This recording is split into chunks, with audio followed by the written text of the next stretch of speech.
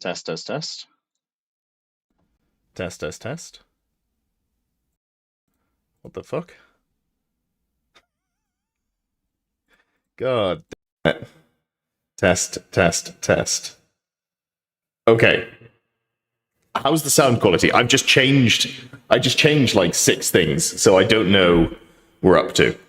Yeah, I did a sound check before I went live. I don't understand what went wrong there. That's frustrating. So bit of an echo. Thank you, Amy. Right, I'm gonna try sending it back to the normal one. Okay. It still looks like it's working on my screen. Is it still working? Test, test, test. I'm assuming it's still working because nobody's put comments saying that it's not. Hey, fantastic. Literally all I did was turn off the microphone and turn it back on again. Technology, eh? Technology. Sounds like a session earlier. Amazing.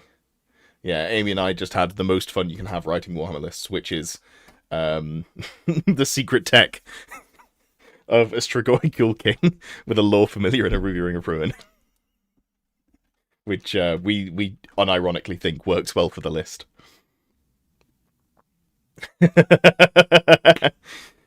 Have you tried forcing an unexpected reboot? Well, when I was muted, I was giving you shit.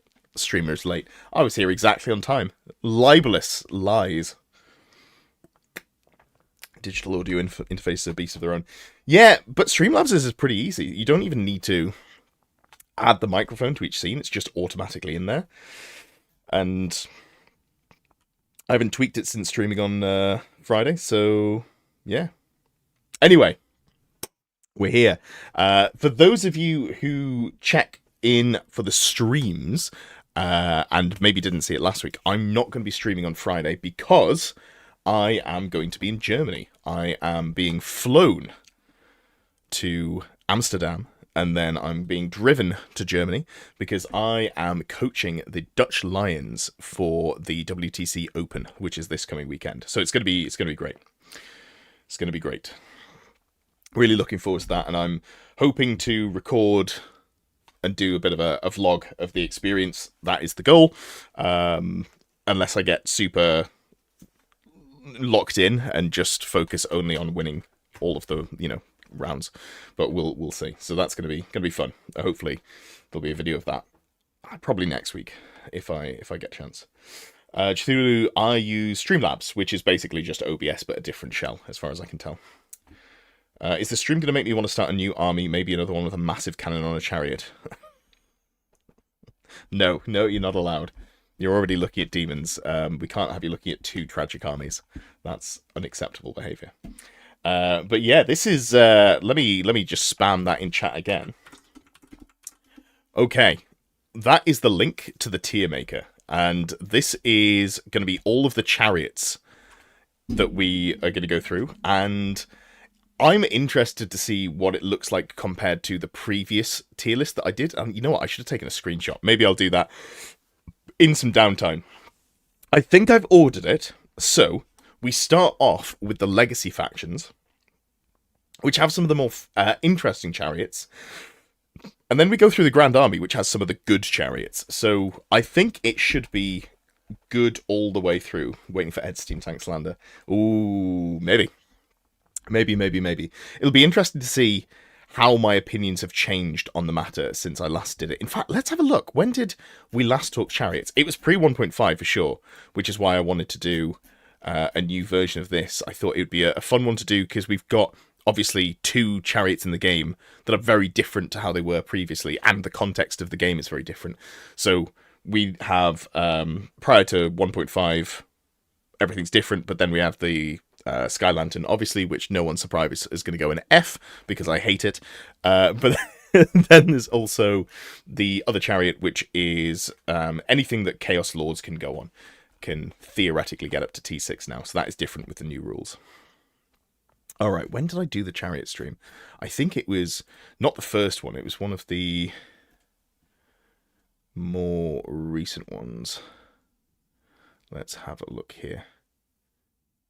Character mounts, monsters, light cav, chariots. Here we go. So the last did it November. Oh wow, November 19th. It's been over a year since we last looked at chariots. Yeah, what I will do is maybe get a screenshot of that. Well, if you're here and you haven't already, give the stream a thumbs up, please, and also thank you. Helps get picked up by the algorithm. I need to get some sort of, like voice changer mod with an echo on, so when I say the algorithm, it has the gravitas that it deserves, That feels like it's something I should probably do. But yeah, up until that point, for now, I'm just going to keep saying it the way that I said it before, which is... There we go. Brian, got a question for me. Are chariots as mount not as good overall as flying solo mounts? Yes, I agree. Heavy chariots are... Chariots are in a weird spot, just as a general concept, I think, because they don't have swift stride usually, and they don't have fly, and that makes it harder to use them. But I don't hate them. Often it's a source of first charge in armies that struggle to get it. It's also a relatively inexpensive way to add durability and mobility to a character. So is an elf prince on a Lothan Skycutter as good as one on a chariot? No. But is it also, a lot cheaper? Yeah, it is cheaper. And if there are other restrictions, it... set the mech back to echo mode. What is going on with it today? I didn't touch any settings. Okay, I've just turned it off and on again, so hopefully that fixes it. Chariots seem great in Beastman. Yeah, so one of the things, obviously, with the square-based comp, one of the things that you can do is take 2,600 points of Minotaurs, and I did vaguely think about how it would be best to try and do something with that. And the conclusion I came to was, what if you just take the... where am I going with this? Yeah, that was it. Well, if you take 5 characters that are super cheap, put them on a chariot that's pretty cheap, give them the Chaos Armor to give them a ward save, so they all have 6 wounds, they're T5, because you'd put the the War Gores on the Tusker chariots, you'd put the level 1 Bray Shamans on Razor Gore chariots to get them T5, give them all heavy Chaos Armor, and you can fit 5 of those in, and a Doom Bull. I think, if my points are correct, so you've just got, like... really points efficient heavy hitters. Impact hits are good. Yeah, that's the veil. Oh, Amy's saying about how to deliberate make an echo. Yeah, there we go. Okay, brain is kicked in. Very good. Yeah, impact hits are good. It's just like actually getting them where they need to is difficult. What I'm hearing is 5 Mantle of Gorok chariots. So in that detachment, you can only take 2 Bray Shamans. And you can't take Great Bray Shaman. So you'd be capped at only 2. But yes, you'd take Mantle of Gorok there. That would be the way to do it. Evening, Tommy. I've yet to run a chariot inside a unit. I assume the CR buff is massive. Yeah, I guess so. Like, there's... Heavy chariots can't join units. So it's only light chariots, which really cuts down on the amount that you want to put in. And also, they can now be shot... without getting protection from the unit in the way that they could before. And that's not a huge issue, so still, like, maybe the... like a Banner of Resilience Noble on a Tyrannok chariot with some Dragon Princes could work, but you're probably better just putting it on a horse. Because it has to be a light chariot joining the unit. You probably don't get that much punch out of them, so... And the durability is fake durability because you can be targeted by shooting because you're a different unit type. So I think they're, like, actually probably not super worth putting in units anymore, which is fine. Like, I'm not upset at that. Right, I'm going to take an actual screenshot of this now, and hopefully... There we go. Boom. Boom, boom, boom, boom. Okie dokie.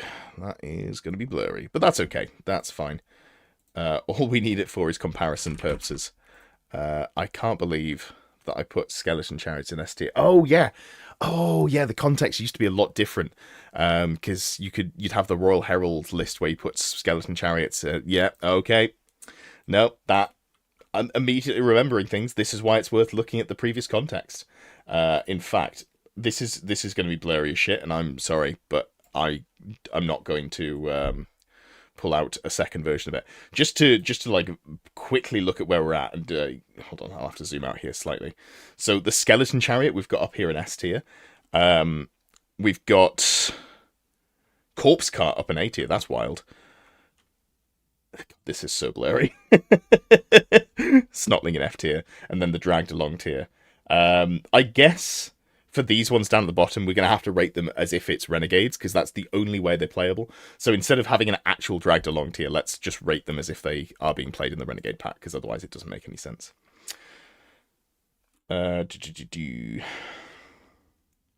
Glory green amulet with wizard in wolves for reserve. Yeah, absolutely. We've definitely messed around with that. Today we will learn if anyone has actually seen a Coven throne hit the table. They're interesting. They're interesting. We were talking about it earlier. The movement for corpse cart. Yeah, absolutely. Okay. Let's get to it. What I'm going to do is I'm going to, because, don't lie to me. Between you, maybe some of the legacy chariots. So I'm going to describe what they do, more so than I need to with the main ones. And we're starting off with a burning chariot. This can be taken as a mount for the demonic Herald of Tzeentch. When we're rating these, obviously we'll go through the normal rating scale of S tier is like it should go in every tournament list of that faction. A tier is it's good, but it's maybe not something that is an auto include. B is fine. It's like pretty at rate. It's not terrible. C tier is bad, but it doesn't actively harm you. It's just an inefficient choice. And then F tier is this makes your list worse for having it. Looking at you, Snotling Pumpwagon. So, starting off with the Burning Chariot. It can be a mount, and when you're thinking about rating this, just rate whatever the best version of this you think is. It's 190 points for a T4 4-wound chariot with a 4-up armor save, and then obviously the ward save. And it's baseline level 1. It's Tzeentch, so it casts at an additional +1. You can take Demonology, Dark Magic, Elementalism, and Illusion. It flies, it has D6 +1 impact hits, it's a heavy chariot. It does a flaming attack over the top. It has a shooting attack, or it has multiple shooting attacks. It's quite expensive for what you get, but you can put demonic gifts on there, so you can make it -1 to be shot. It's just like a very mobile caster chariot. So I'm going to press play, and again, I will try and vote towards the back half of the voting being acceptable, but I have opened voting, so make sure that you're in the chat and able to vote. And again, I will spam the link in chat so that we all have it. In fact, I can pin it as well. So let me just do that. If I copy link, oh, that did not like it at all.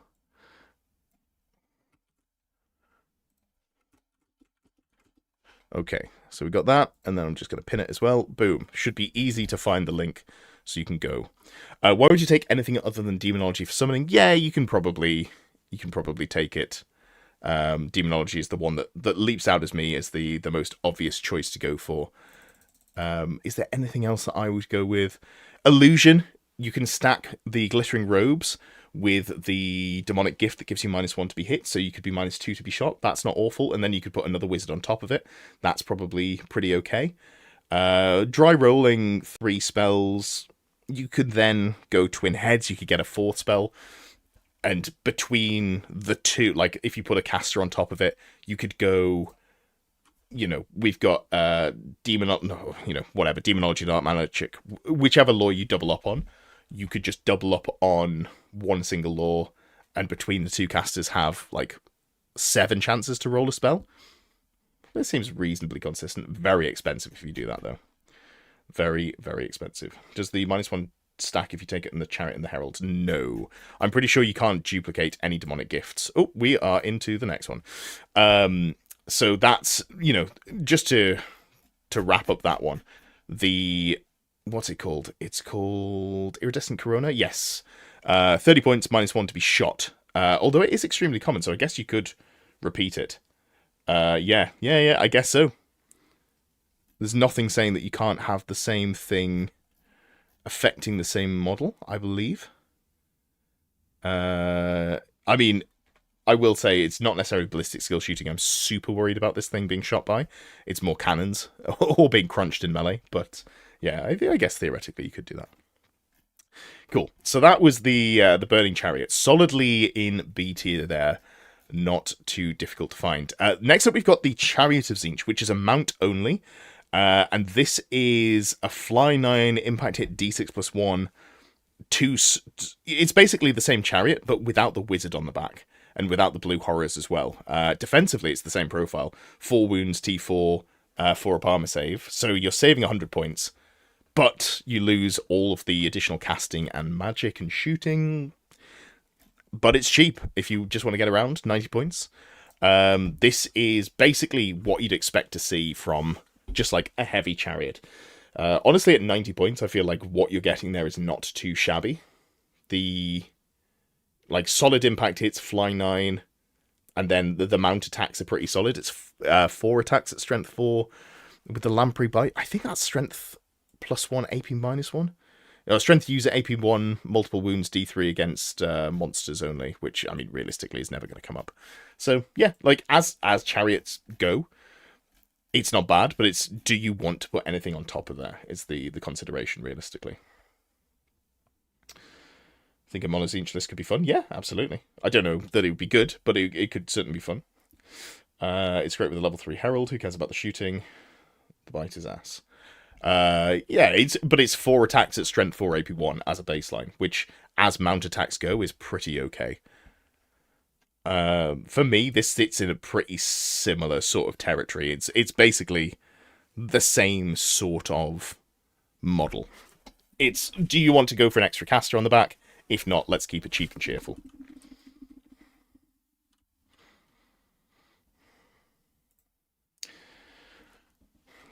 Tonk, you're going to give me a heart attack. Tonk says, I shouldn't tell Ed this, but I've been considering Mono Tzeentch. Tonk is one of my coaching students, and Tonk is trying to make my life difficult. Instead of playing anything good, has decided that this is the, I should play demons. And instead of playing Mono Tzeentch demons, this is maybe the reason specifically that you should run, a mixed list. Because the Skull Cannon is T5 with 4 wounds, 185 points, 4 up armor save. All that stuff's good. It's got impact hits and stomps, less of both. But it has a cannon. Strength 8, AP 2, Armor Bane 2, D3 wounds. So it's not a great cannon, but it's the only cannon you can get in the entire faction. And when it misfires, it just takes a wound, right? It doesn't actually misfire properly, if I remember correctly. Yes, takes a single wound instead of being unable to shoot or exploding. So this thing's pretty tasty. And the actual combat power of it is pretty solid. So just to start that one off, I feel like I don't have to explain the Skull Cannon of Khorne very much, because it's probably one that you've seen.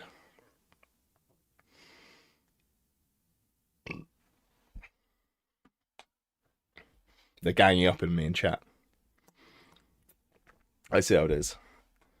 Sadly, round bases. What if you just put it on a square base?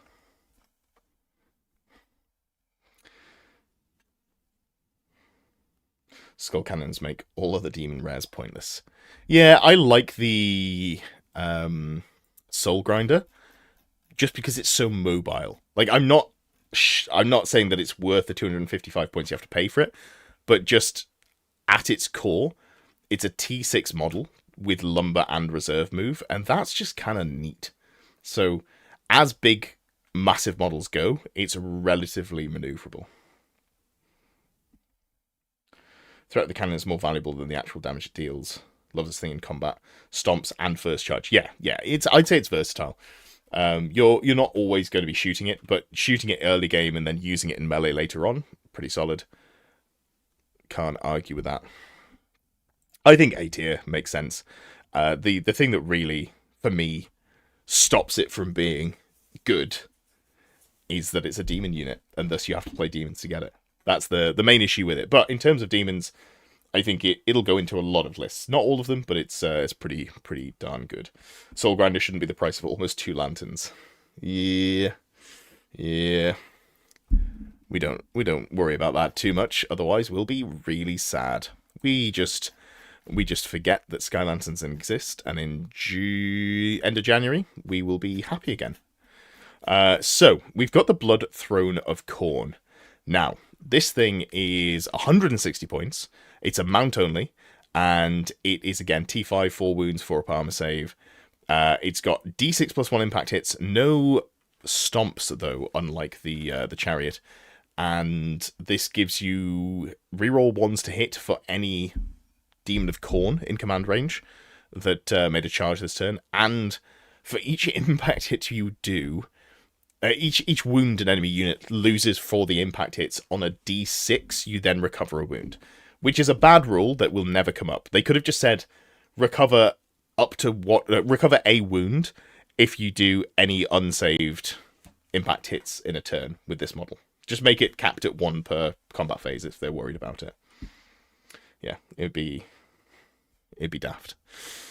But yeah, this thing feels solid. First charge again on there. I'm going to open up the votes. This is just, if you want a melee chariot character, this is the way to do it. It's a little bit of a shame that the Khorne heralds can't go on the back of a cannon. Get a third one in the list. That would be pretty cool.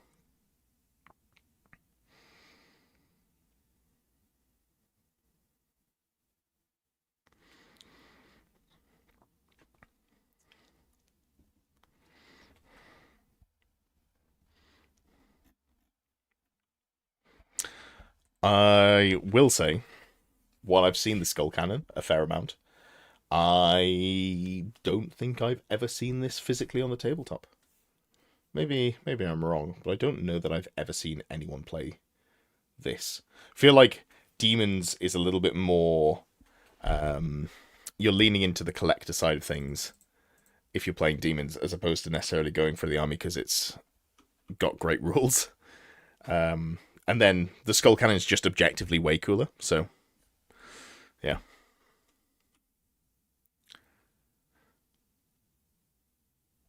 Yeah, a little bit of redundant rules right in there. I will link the tier maker again. If you're in the chat, feel free to join and have your say. BSB Herald is how you use it. Yeah, I can see that. I noticed recently that BSBs don't give +1 combat res for demons. Unless I've somehow missed something. They just don't get that rule, I believe. Now, hopefully I'm wrong and I'm just being daft, but I'm pretty sure they just don't get it. They get something else instead. Please do correct me if I'm wrong, because that made me quite sad.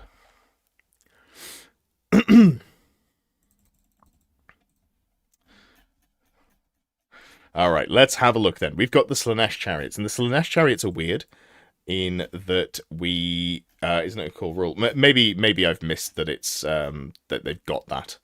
I'll have to double check. I thought they missed it. But we've got the Exalted Seeker Chariot of Slaanesh, which is, again, a chariot that's only available for the Slaanesh, the Herald of Slaanesh. There we go. 185 points, only toughness 4, but it comes with 6 wounds, which is pretty beefy. 4 up armor save as well. It's a weird stat line. It's move 9. It's on a 100 by 150 mil base, so it is wide. It is absolutely huge. That's the base that like the Terrorgeist and Zombie Dragon are on, if you don't know which one I'm talking about, but sideways. It has D6 plus 1 impact hits. It has, all of the other stuff you'd expect for Slaanesh, Armor Bane, poisoned attacks, yada yada. But yeah, no Swift Stride. It is a heavy chariot, so you get the impact hits on there. It's got a lot of attacks. It's got 4 steed, 3 crew, and then also the Herald on the back of it. So you're getting, what, like 6, 10, 14 attacks, plus the D6 plus 1 impact hits. It's got something there. Why are you all trying to butter me up? What do you all want from me? That people are saying nice things about me in chat, and it makes me suspicious. Plus 1 move for Slaanesh on the charge. That's true. Yeah, so it's a 16-inch charge maximum, which is fine. It loses a lot of reliability on the first charge. The voting is open on this one, by the way. No one has currently cast a vote for it because... who's seen one? I look toasty. I am. You can't see, but I've got a duvet down here. Because my room is cold, but I am warm. Can demons take any chariot runners? You know what? Off the top of my head, I don't know. Let's Control F. No, is the answer to that. Well, good thinking. If this video gets 1,000 likes, you'll buy me a hat for Christmas and he doesn't have to eat it for once. Thank you, Brian. One day I will have to eat a hat on stream for you.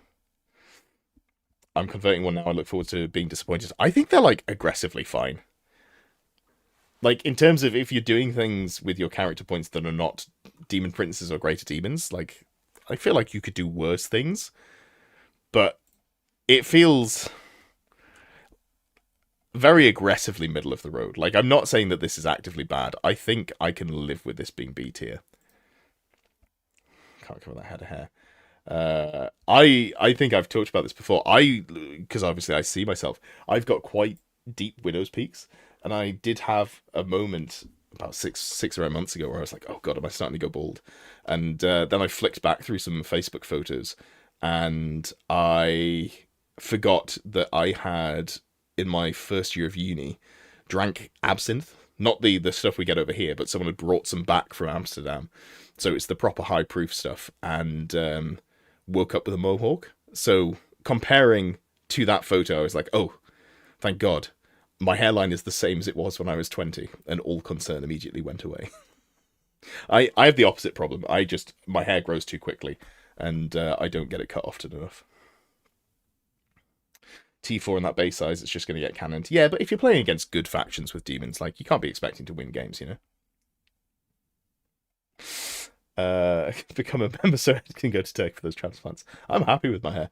Like, I don't believe I'm going bald at all. So, though, let's just move on to the Hellflare before it becomes not just giving. What's the other one? GoFundMe. Hellflare. Hellflare is actually on a normal base size, which is nice, which is 100 by 60 mil, so it's not weirdly sideways. Although it looks like it probably should be, given this model here. This is, again, well, it's pretty cheap. This is a light chariot. 2d6 plus 1 impact hits on this one with Swift Stride. It's got Armor Bane 1 for the steed only, so there's basically no AP at all on the attacks. It does have first charge and counter charge, which is pretty nice on a movement 9 chariot. This thing can charge up to 19 inches, or declare up to 19 inches. It's pretty squishy, T4 with 4 wounds and a 5 up armor save. But yeah, if you have issues with light chaff, this is going to do it. However, I think light chariot impact hits have gotten significantly worse now that we have parry in the game, and everyone's running loads of infantry with 4 or 3 up saves, and I just feel like those impact hits don't go very far. It's kind of the big issue that I have with Slaanesh as a general rule, is that they, across the board, just struggle into armor, and now they have more armor. And then on top of that, just being demons.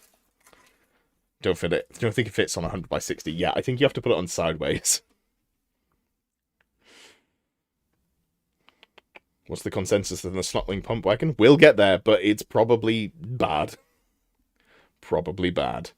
Squishy Slaanesh chariot, you say? Yeah, absolutely. That is in line with the, what I'd expect to see for Slaanesh. We have a grand total of 1 vote for the Hellflare, by the way. I should probably say when I open the votes for them. But if you've got thoughts on the Hellflare, whack it in. I personally have votes, so I'm going to stick it down there. It power slides sideways around the table. Yeah, absolutely. I think that's pretty fun. I think that works pretty well. As a Brett's player, what do you use chariots for? Infantry, counterblock, chaff clearing. Unfortunately, there's not a huge amount of play, I think, for chariots in the old world outside of, taking tanky characters on them. That's usually what I see the role of a chariot.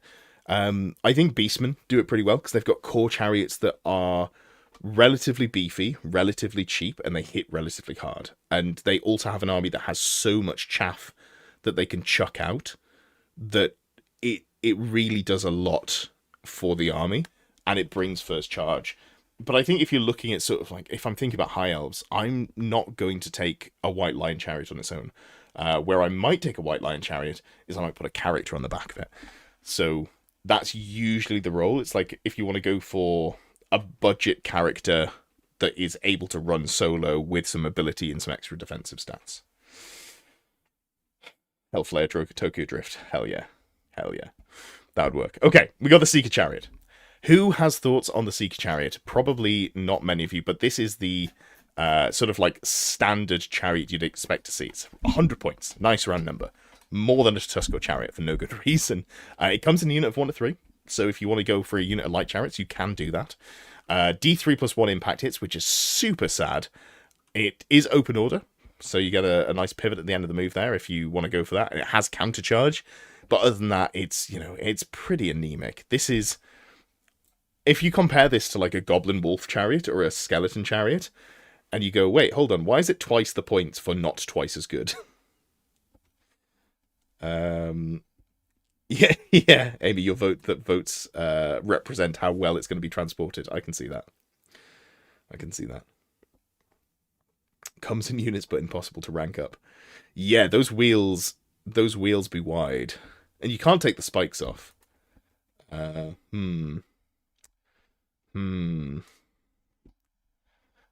blue balling of the ranking up experience is obviously what Slaanesh is looking for, so it works there. 2 units to 2 first charge, and you can disrupt infantry with a flank charge. You can do that. That is 400 points of your list. Oof. That's so expensive.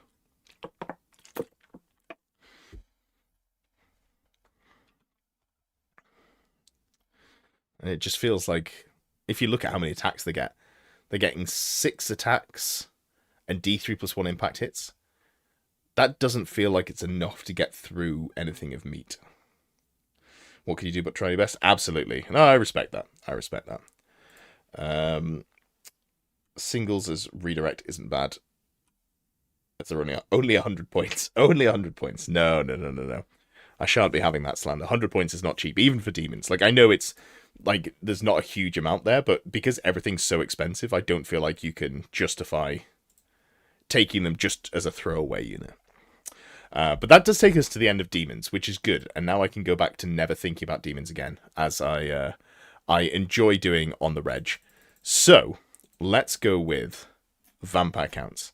And this is a chariot that I hadn't looked at for probably the better part of, probably since the last chariot livestream. And then I looked at it today, because Amy and I were looking at some atypical vampire count building. And, there's a lot of stuff to like about the Corpse Cart. Let's start off with the bad. It does have D3 plus 1 impact hits, and it's a heavy chariot. However, it moves 4 inches, so good luck ever getting a charge. There's that. It's a level 1 wizard, and you can take 1 of 2 upgrades.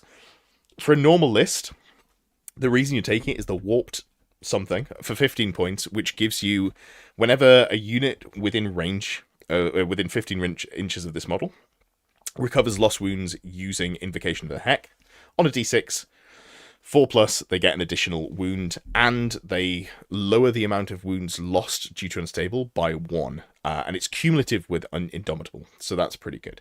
So this is really here to support the full infantry go wide strategy, I believe. Now, vampire counts obviously have a very efficient unit roster, so you don't typically see this, but it's also a level 1 wizard. You get a lot out of it. And, at 100 and, how many points is it? 130 points with the plus to res item. It's pretty good. You can also give it a 15-inch bubble of enemy spellcasting increases the spellcasting value by 1, which is not bad, but it's hard to get there because it's only a 4-inch move.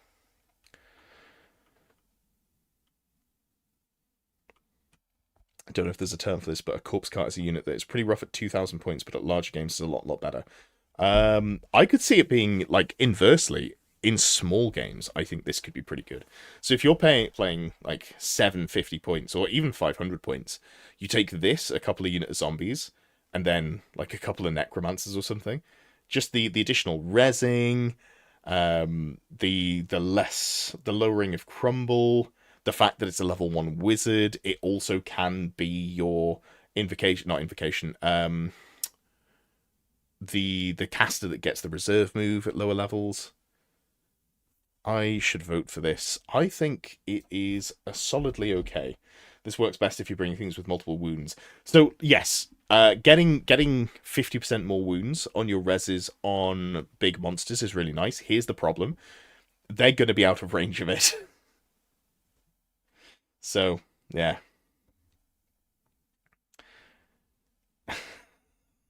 Vesper says here just in time to bias the vote for the Tyrannok Chariot. Down to F tier.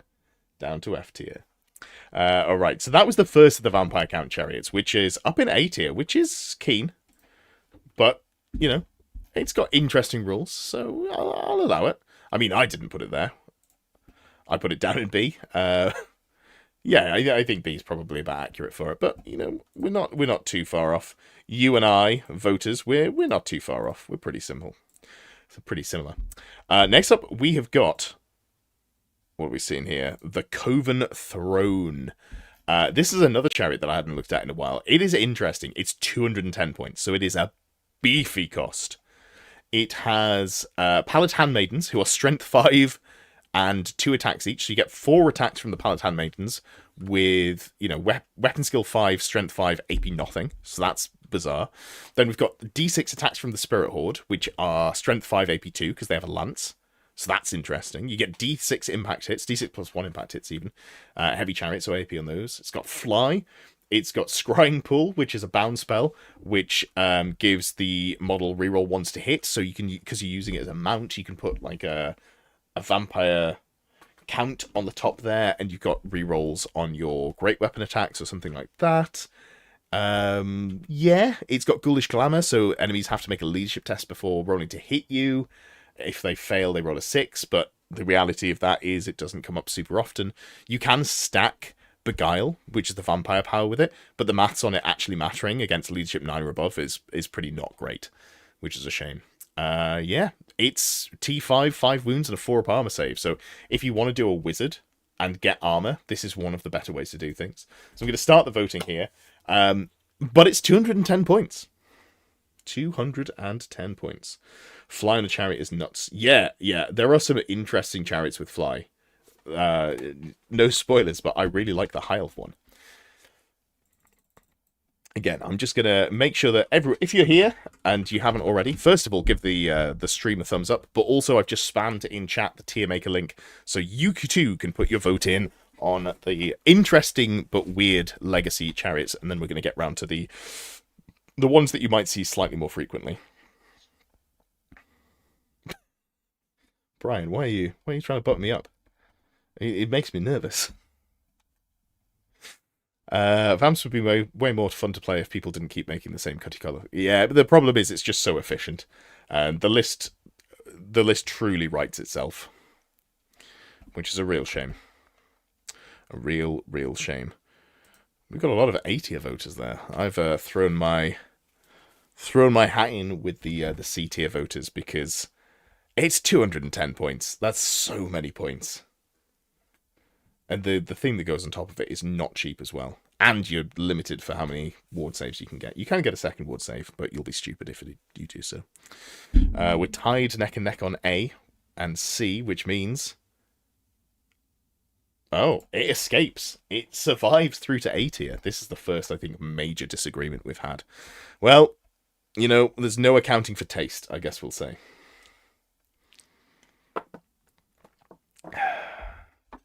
Direwolves versus Fellbats comparison is a fundamental VC list building problem. Half the options have a far superior version. Yes, and that superior version is Graveguard. I don't care what the role for it is, it's Graveguard. We've got another chariot. You might have seen this one before. It's a little bit okay. It's got a few rules on it. It's cheaper for some reason than the Coven Throne. It's only 195 points, and it's still T5, 5 wounds, and a 4-up armor save. This is something you put wizards on, which means that 4-up armor save is actually impactful. It's got a lot of stuff on there. It gives a command range buff to movement and initiative to friendly units. So all of your infantry go to 5-inch move, your Banshee goes to a 7-inch move. Things getting +1 initiative is not awful as well. That's pretty okay a lot of the time, especially if you stack it in other ways, which you can do. You've got Blasphemous Tome, so wizards within command range get +1 to cast. So enemy wizards get it as well, which now people don't really play the general on the Mortis engine anymore because it's too easy to shoot. But if that comes back, if you move within 18 inches of your opponent, just make sure you remember. It does make wizards miscast twice if they're miscast in range, but, you know, it is what it is. And then on top of that, it has Wailing Dirge, so you get to scream your opponent. I'm going to. You said average vote is a better look. If you click that, it's gonna standardize out at B for almost everything, unfortunately. So I'm gonna click go on the Mortis engine, and I'm not going to influence the vote at all. This is something that I think everyone here probably knows about because they've probably played against one at least once. Brian says S for Sortis engine. Mortis Senjuin, like that. If Beastman, Wild Herd miscast near it, do they all miscast twice? Ooh. Yes. Yes, they do. That sucks. That really sucks. Let's not forget that Rules has written Mortis Engine has like 8 streams. Yeah, that is true. It technically does because they failed to write things correctly. But, I mean, nobody's actually doing it, so that's okay. Maybe if vampire counts were at the power level of like Skaven or Lizardman, people would be arguing that they could scream 6 times or 8 times, whatever it is. 8 screams. How many is it? It's one. I guess it's 5 technically. It also has lances it can't use. Oh yeah, of course. The same for the Coven Throne. Actually, I forgot that lances don't work. I assume that most people who use them just actually use the lance bonus if they ever charge. Not that they're probably ever going to charge with the Mortis engine. But, yeah. I feel like you should be able to use a lance and a chariot. That'd be cool. You'd scream 8 times if you let me. Yeah, well, vampire count players can't be trusted. This has been established. I mean, Warhammer players in general can't be trusted. It's just vampire counts have the tools to be untrustworthy with. Cool. S tier, yeah, inarguably such a good chariot. Moving on to the Black Coach, which is the 4th of the chariots for vampire counts. I think it's the only T6 chariot in the game at baseline. We're talking baseline here. So it's 4 wounds, T6 with a 3-up armor save. Loads of rolls, D6 plus 2 impact hits, which is tasty. Magical attacks built in for some reason. Sure, why not?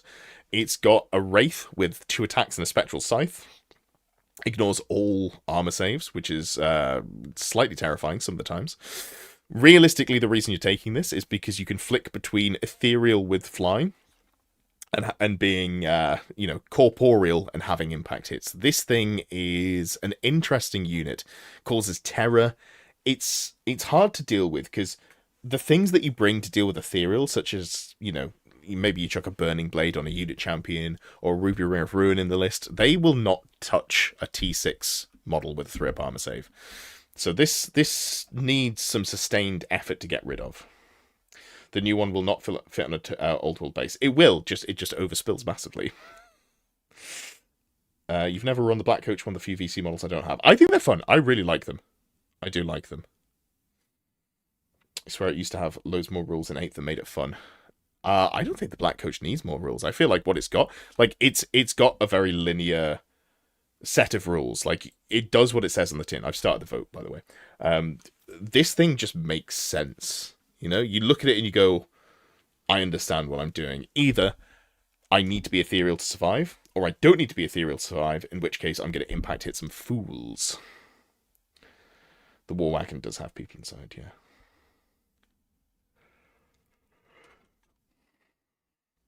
You think it used to do something to vampires, huh? Fair enough. Have I voted for this one? Yeah, there we go. I think A tier for this is very solid. You don't see it a lot, because if you're going ethereal, you're more likely to see the Hex Wraiths, because they have their own interesting interactions in how they play. But I think the Black Coach is very solid, and I think you could put it in... The reason that you don't see it very often is not because it's bad, it's because other options are so good for vampire counts. Yeah, Stripe's right. The War Wagon has 6 hold attacks. 1 for each fool, 3 of which have ranged weapons and 3 of which have melee weapons. Alright, that takes us to the end there. And we're going to go to Skaven. Now, let's just talk about these in the context of Renegades, where they can go inside units, because dragged along is a rule that fundamentally doesn't work. It's been a while since I've ranted about dragged along. The way dragged along reads is you take the movement speed from a unit that is near you. So you have a unit that is, I think it might be after the unit's moved or something like that, so there's like even a weird timing on it. You have a unit next to you that is marching column, and, you know, you're Skaven, so you've got 5-inch move, but let's say you've got one of the 6-inch move Skaven units. So that's in marching column, so the move stat of the marching column unit becomes 18, and then you can march the Plague Furnace 36 inches, theoretically. And that's still not good, because the way that it works is your declarable charge range is based off the movement stat on your actual movement, stat there, but your actual movement kicks in after you declare the charge. So you're declarable, you have to use your base movement stat, but when you start moving, that's when you pick up the movement next to you. So you just don't even get to charge. So dragged along is a fundamentally unplayable rule. It just doesn't work. It's literally broken in that it doesn't work correctly. So if you're putting them inside units, you get some more interesting things, and I do like Skaven, and this is how I remember Skaven playing back in Deer when I was lad, when I used to play, years ago. And I don't remember if they were any good or not, but I remember the kit coming out, and I remember them being incredibly cool. So we'll start off with the Plague Furnace, which is, here's the other T6 Chariots, of course. I immediately forgot. It's so funny that the next Chariots are the ones that are T6. So T6 and 5 wounds. It has to be a mount for your Plague Monk, and it's 170 points. It has a load of rules in there. It has impact hits and stomp attacks. All of the stomp attacks are AP2. You make everyone in range, enemy models, -1 to their toughness. It's got a breath weapon that you'll never use because you're only trying to get into combat with it. It's got MR1. It has Frenzy, which stacks really well with the Plague Monk crew. Gets you up to 9 attacks on there. The actual Plague Monk on top. While it's not really fair to rate the Plague Monk on top as part of the unit, the Plague Monk does have a number of special rules that are actually relevant, such as Cloud of Flies, which means that enemy models that attack that model are -1 to hit, and this works even when you're on the Plague Furnace. So effectively, a Plague Furnace is -1 to hit as well. So yeah, you can also be a level 2 wizard on there, so you could theoretically stack it with Demonology, or just have a Demonology caster in the unit with you, with Lore Familiar, something like that, casting Plague, Steed of Plague, Plague of Shadows, Plague of Demonic Vessel. Bames John having a strong. Jesus. Yes. Demonic Vessel, which would get you from 9 attacks from the monks to 12 attacks, becoming strength 4 AP1. So that's, there's some interesting stuff in there. Anyway, I'm going to start the vote. It is a lot of points, and it does require you to spend even more points to have a unit around it as well. Let's have a look here. You've played against the Plague Furnace, you're not sure what it does. That's fair. Yeah. I have played against one, and I killed it before I got to combat. Or I just avoided it, I can't quite remember. I played against Skaven Kev, and I don't remember what I did against it, but I think I was playing Dragons, so I just either killed it or didn't care about it. First game of Old Worlds, we didn't realise it couldn't go in units. Yeah, if you play it like the Dragged Along, it just doesn't really work, unfortunately. Unfortunately. Can it move through the ranks to get into base to base? That's an interesting question. I guess so. I don't think there's anything saying that you can't move it through the ranks. So if you get flank charged, you could theoretically move through.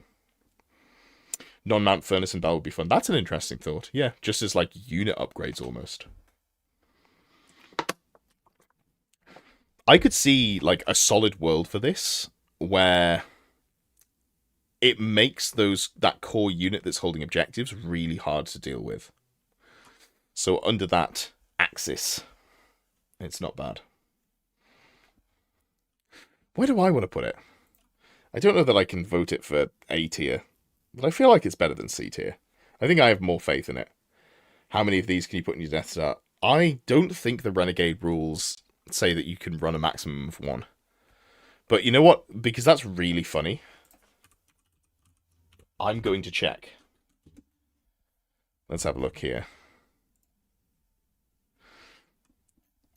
just the concept of putting like 3 of them in one unit and having an unplayable turning circle would be so funny. Oh, I think they put all the renegade stuff at all the dragged along stuff at the start. All right, let's have a look here. Dragged along.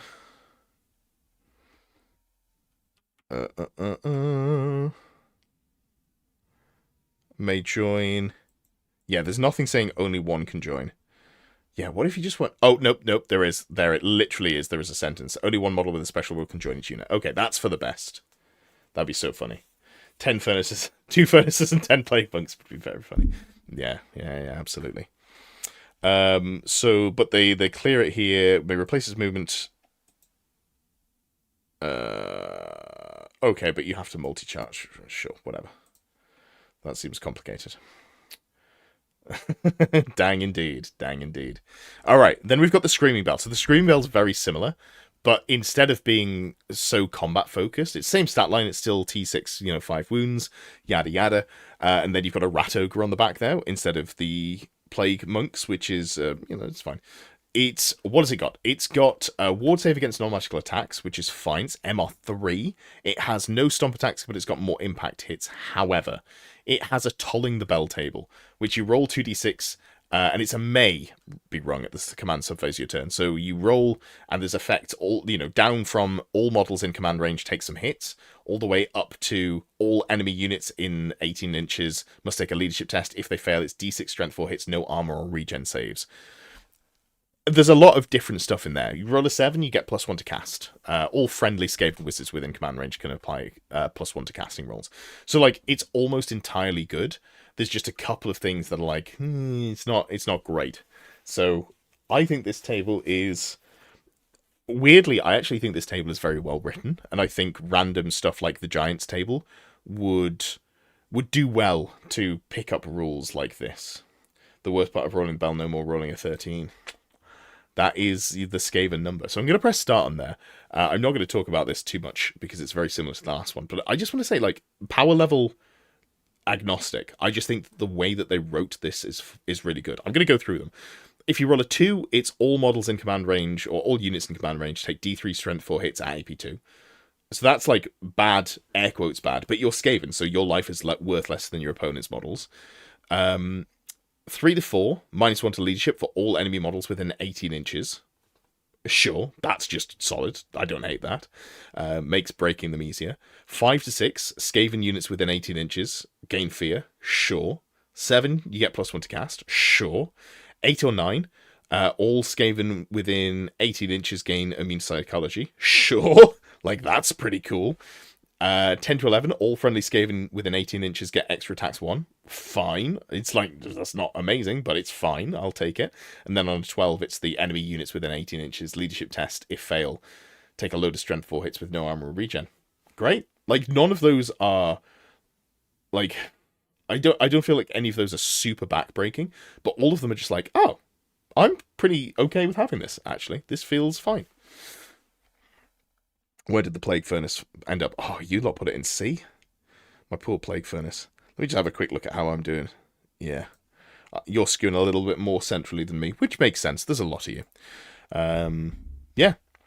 There I was thinking that was the end of the Chariots, and I forgot about the Doom Wheel. The Doom Wheel is an interesting unit. So it's a random mover chariot. It's 145 points.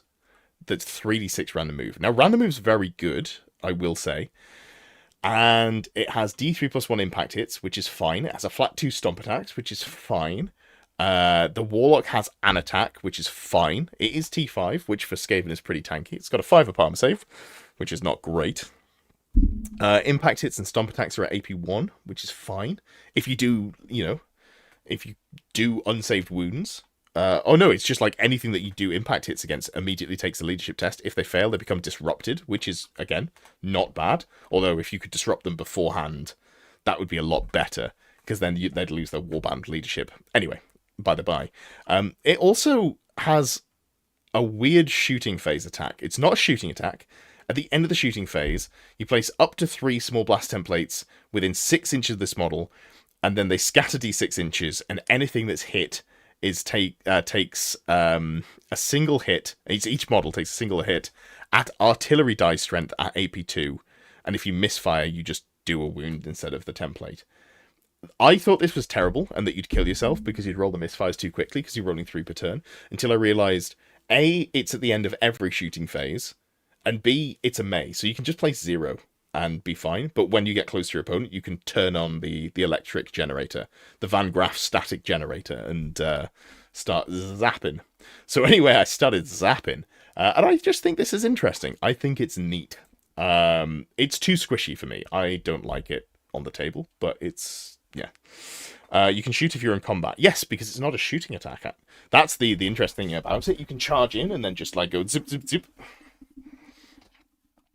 It does look amazing. Yeah, absolutely. Absolutely.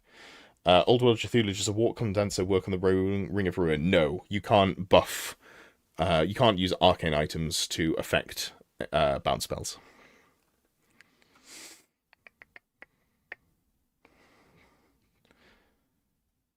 You can hit yourself as well. Yeah, that's true. Every Skaman army had an old metal doom wheel back in the day, usually painted red. Iconic. I like the new model. Like, the old model's obviously great, but the new model, I think, has kept the flavor pretty well. I feel like it's worked out nicely there. We've got a real even spread of votes. I have opened the votes, by the way. I've fallen out of the habit of saying it. Tell you what, it's probably time for me to spam the link in the chat so that anyone who's here, anyone who's arrived in the last sort of 15 minutes and maybe hasn't seen the link can click on it and come and spread their votes.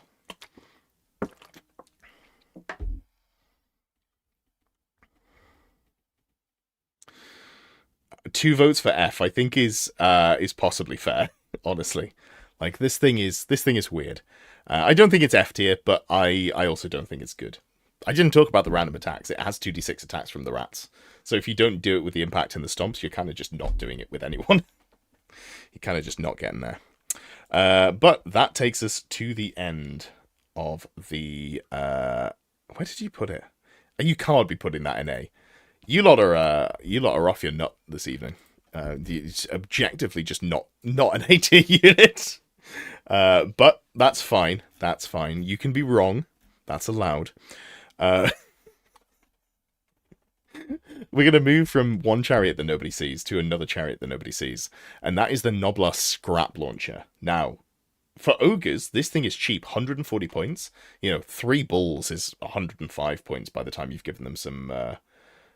iron hand weapons. God, what are they called? Whatever. Doesn't matter.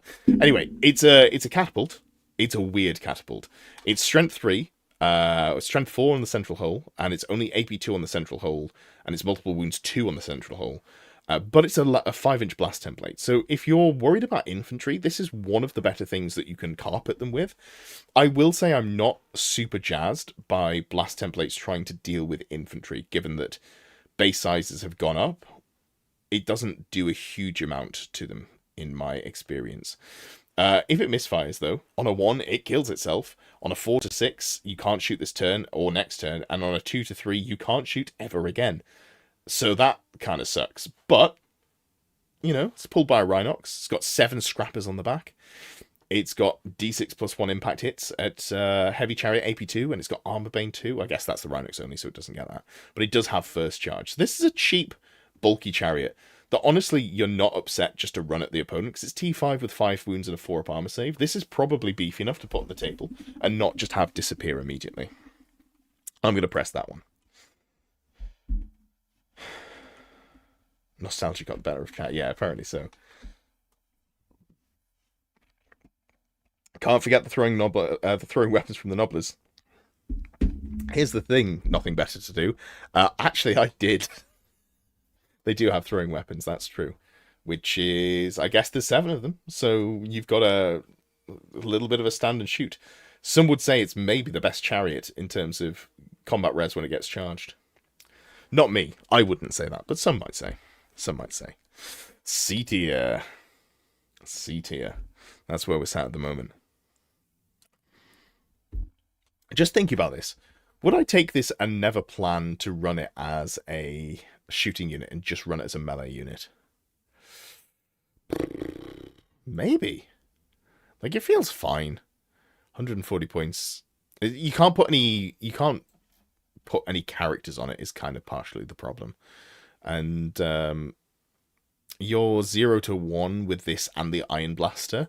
I think if you could take this additionally to the Iron Blaster and maybe just do a wall of like T5 Chariots, there's potentially something there. But yeah, I don't know that I agree that it's a C, but I don't disagree. I'm going to put B. I hope I managed to click that in time. Yeah, I think I did. So that goes down to C, which is probably fair. But next up we get the Iron Blaster, which is this made from the same kit? I can't remember. Let me just have a quick look here. Scrap launcher. Yeah, it must be made from the same kit.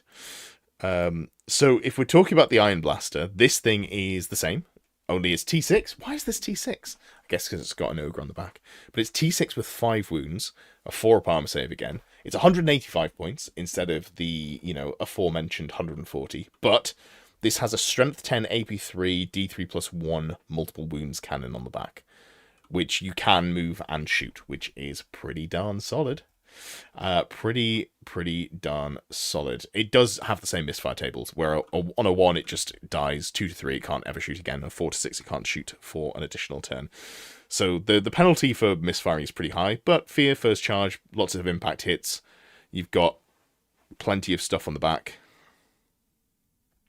This is seen more often because the cannon is pretty tasty. And I'm going to start I'm going to press play there. Existence says, isn't that every chariot would be better with a character on it? Yes, but if the chariot can't have a character, then it definitely puts it lower down the ratings. Because, like, if I'm rating, again, like a White Lion chariot, I'm not taking it separately, but I might put a character on the back of one. Will we hear of Bugman's cart? We will indeed. Everything that is a chariot. The only thing that I haven't included is the Tracian Chieftain chariot, whatever it's called, because it's kind of effectively just a White Line chariot. It's not exactly the same, but it's close enough that I thought, what's the point in rating it twice? Because just think about that when you're making, the voting for the other chariot. But I'll talk about it when we get to it. At least you can use the Noblars from the kit as trappers. Yeah, I remember when I had an ogre army back in Deer, that a lot of the value you got from buying the kits was all of the goblins. Noblars came with it. So you'd only ever really buy one box of Noblars, and you'd have loads of Noblars left over from the various other kits. Would you want an Orc Warlord on a Punk Wagon? I mean, no, but it's cheap. So I'd hesitate. I'd consider it and then go, no. Feels like every old world unit has a ride or die lunatic out there trying to get you to make it work wherever you are. A scrap launcher guy, I salute you. Yeah, you know what? That's a fair shout, Strife. That is pretty accurate. Every unit is someone's pet favorite, which I think is pretty neat because it's just cool that people like all of the stuff as opposed to it just being a little underwhelming to some degree. Okay, we've got the Cauldron of Blood. We've moved on from the ogres to possibly my favorite army. I really like Dark Elves, and I really don't like Witch Elves. So we've got the Cauldron of Blood. This is another drag-the-long chariot, which... But in the context of Renegades, which is what we've said we're rating them in, it can go inside the Witch Elves, which makes it more appealing. T5 with 5 wounds. It is, I believe... Is it a mount, I think? It's only a mount? Yes, it's only a mount. So... it comes with impact hits, it's got magic resist, it's got all of the other stuff on there. It's got terror, which is pretty cool. Frenzy, which is funny, because there's 2 crew on it. 4-up armor save, and it brings the Blessings of Cain, which is a bound spell power level 2 enchantment, and it is self-range, and all friendly Death Hags, Witch Elves, or Sisters of Slaughter, plus itself within command range, gain either Furious Charge, Cleaving Blow, or a ward save against any wounds done. So this is like the one way to make it realistically survivable. So I've pressed play, and theoretically this is something that you might take because it's got Oaken Shield on there. Now you need to get a 9 to cast it, and it's only power level 2, so you need to roll a 7. But over half the time, you're going to get a 5-up ward save, which keeps the Witch Elves alive a little bit longer. Are you part of the secret advisory council for Renegades changes? I am not, no. I did... did I give any feedback on the last set of changes that Val asked me for? Val asked me for something that I gave. The first time Val asked me for thought on something, I just didn't get back to him on it. And then I feel like the second time he asked me for thoughts, I felt guilty about the first time and then did get back to him on something. I can't remember exactly what it was. But I have given him my thoughts on things previously.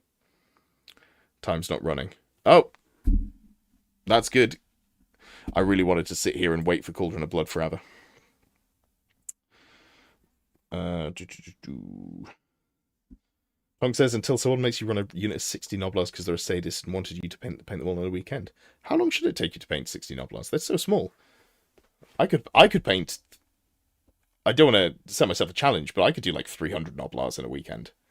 Maybe I should do like a 24-hour stream or something. Is there hunger for a stupid painting challenge 24-hour stream where I just sit here and paint something like 300 Noblars?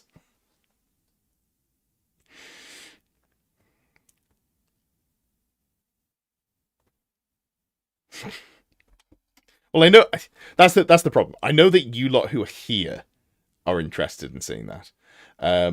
There are my favorite diehard lunatics who not something good, not a Tomb King's army, but just like an entire Snotling army, something like that. Existence says not really. The voice of reason. I appreciate that. Thank you for your feedback, Existence.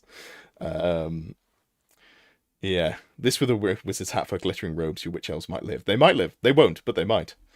Would tune into you losing your mind of a painting throne or an oblast, yeah. I feel like, in terms of, like, memes for the stream, it has to be the, it has to be Snotlings. It would have to be the full Snotling army, right? You sat for all of 5 minutes watching someone build models earlier, it's not engaging content. Yeah, exactly, that's the problem. That's the problem. I will donate a car if you paint 3,000 points of Shadow Warriors and characters. Wow. I do not have a car, and I do have a driving license. That's... Yeah, I mean... The problem is, 3,000 points of Shadow Warriors, I think it might be cheaper just to buy a car. The slight problem. Not clan rats. I suspect you're not the target audience. Well, I don't know. That's... I think I talked about viewer demographics on Friday. Most of my audience is between 35 and 55, and I don't know that that's the sort of person who typically wants to sit and watch someone for 24 hours painting and losing their mind. For charity, get people to pledge pence per Noblar or pence per Snotling. Yeah, I could see that.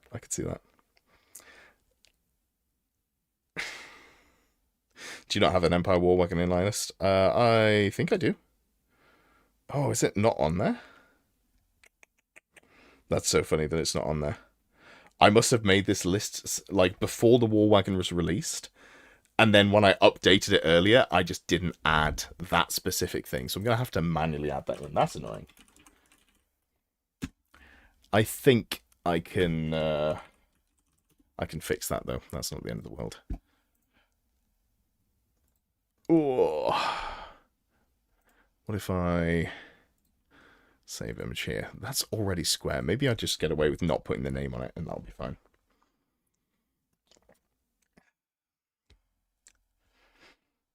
All right.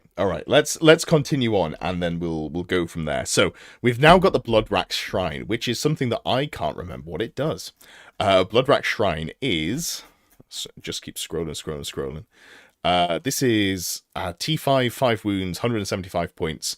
Also a dragged along chariot. Woo. But this is specifically the Medusa version.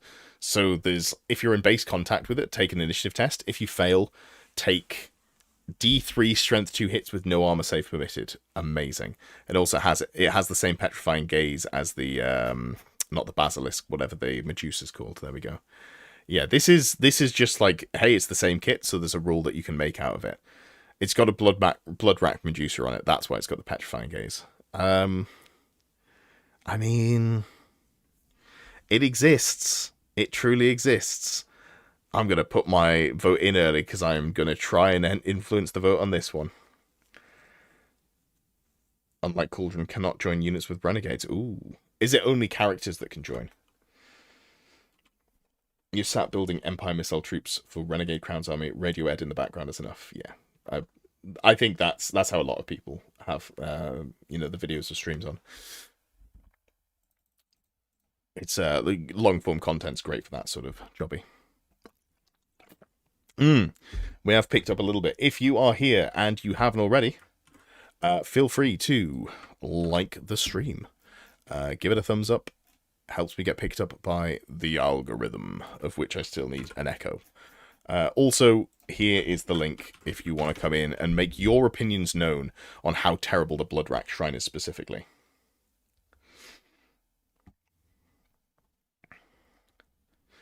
All you need is Ed, Ed is all you need. So speaking of music, I was on a little bit of a music quiz kick earlier. I enjoy daily quizzes. I don't do them daily, but like Bandle or Wordle or stuff like that. I found a couple of websites that do. Amy threw me off there. God damn it. Amy says, do coaching with Ed. He's great. He'll tell you to run shrines. I will not tell you to run shrines. But if you can argue as coherently and compellingly as Amy does for the big dumb thing, I might be convinced and then help you, run the best version of it. All right, we're on to the Cold One chariot. Now, this is an actual chariot that you might have seen on the tabletop. It is a chariot, a heavy chariot, that is pulled by Cold Ones. T5, 4 wounds, 4 up armor save. It has stupidity is the main thing, but it's got first charge on there. It's got fear. It's got armor bane on the Cold Ones. It's got a good chunk of attacks. I'm just going to press play because there's not a lot to say. This is your standard heavy chariot that you might see, and you can put characters on it. And it's only 125 points. Pro for the Bloodrack. It looks neat and is part of a neat army. Cons, it's a Bloodrack shrine. You can use it as a baggage train. It's the right size base. Is Ed coaching Amy or is Amy coaching Ed? Ed is coaching Amy and Amy is pushing me into weird directions where she's like, I, a pro of nothing, came up with the level 2 Strigoi with wings and a lore familiar and a Ruby Ring of Ruin, because what the army needed was really just a mobile caster that does double fireball. How bad is stupidity as a chariot? Much worse than other things. First charge is so important and it messes it up. Stupidity on anything's pretty bad, but Dark Elves are leadership 9 across the board on their stupid units, and their generals are leadership 10, and the general's going to be a dragon. So it's about as okay as you can get for stupidity, in my opinion.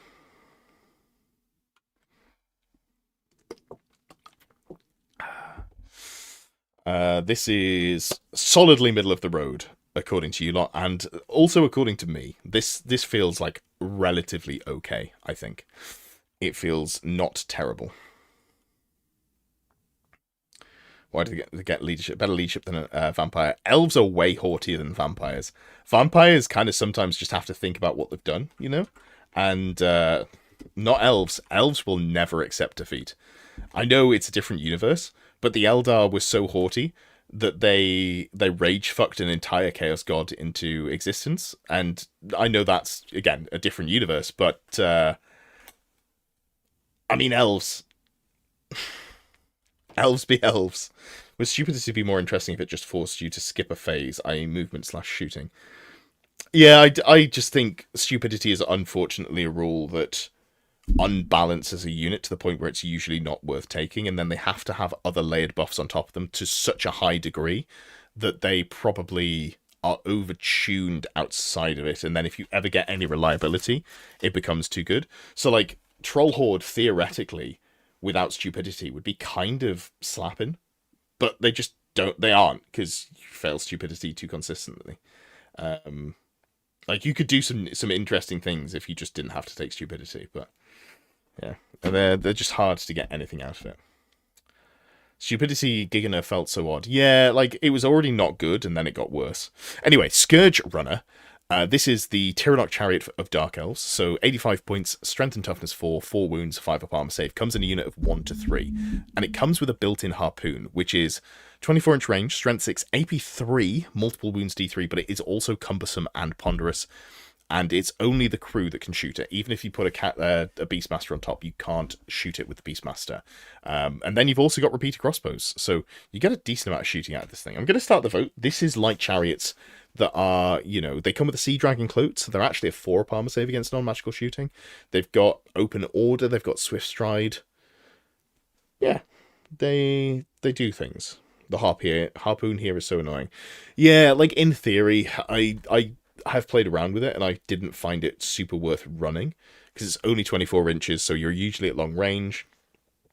It's cumbersome and ponderous, so no standard shoot, and if you move, you're like hitting on 5s, best case scenario, which, sure, you could take 3 of them, but then you're spending a lot of points. It's, yeah.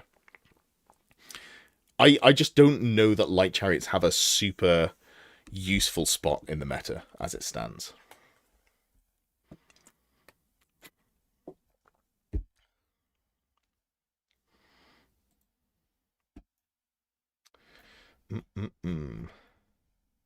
I wonder, am I able to add... I actually don't think I'm able to add a chariot here. That is annoying. That is annoying. Yeah. My bad on that one. Can't believe I forgot the bloody war wagon. Gosh darn it. Gosh darn it. You don't detest the Scourge Runner? Yeah, I don't think I voted. I think I'd have also put it in B tier. Where did you put it? Where have you all put it? Scourge Runner B? Middle of B? Yeah. It's very middle of the pack. They're super fast, good for hunting chaff, or can even threaten war machines after moving. Yeah, the fact that they're only unit strength 3 is a little frustrating. I think if they were unit strength 5, because I don't want to take 2 of them, being able to threaten baggage trains would give them a lot more utility, or being able to get into the flank of a unit and disrupt them. But I think just because, like, having to spend 170 points to do that feels too steep for me. War Wagon S tier. I am disappointed about how the War Wagon's shaped up. I still think the concept of it is very cool and works pretty well. We are on to the Chaos Dwarves, though. And Chaos Dwarves have an Iron Demon. Now, this is a steam tank if a steam tank was good. Steam tanks, as we all know, are terrible and they're going to get rated an F tier. Whereas the Iron Demon is T7, 7 wounds with a 3-up armor save. It's a heavy chariot that has impact hits and stomp attacks. It's got a few dwarves on the back, and it's got an Iron Demon. It's got a organ gun in the front, so it gets to shoot its organ gun, which is pretty neat. And it can also pull artillery nearby if they've got certain upgrades, and you can give it Hellbound, which makes it have magical attacks, which is very relevant. It gives it a 6-up ward against non-magical attacks. Again, not too shabby. On top of that, you also get to reroll a single misfire die at the cost of, when you roll on the misfire table, there's like a negative effect. You re-roll, or you're -1 to the effect, something like that. Doesn't matter. You never roll on the misfire table. You only lose wounds. So, bait. You say that I'm baiting. I'd never bait. Iron Demon is overpriced as hell. I don't know, actually. It feels like they're so hard to deal with at 300 points. And the other things you can stack on top of them. I'm generally pretty impressed with an Iron Demon. I'm going to press play, and you can go with Renegades. You can just take a Torok with boosted toughness instead, or you could do both. You could have like 5 to 6 T7 models on the board, which I think is a very legit way to play Chaos Dwarves if you're playing Renegades. We've got 1 vote so far, straight into S tier, comparable to the Mortis engine apparently. Who else has got thoughts on the Iron Demon? 4 votes in S tier. I don't know. Like, y'all are. You know what? If we're calling anything S tier that's like arguably on the border between an S and A, I feel like an Iron Demon could be argued to be S tier. I think it's probably not. I think it's good, but not unbelievably good. It is pricey. I like what it brings. But I think it's solidly A tier. Best unit in their list, I think. Maybe.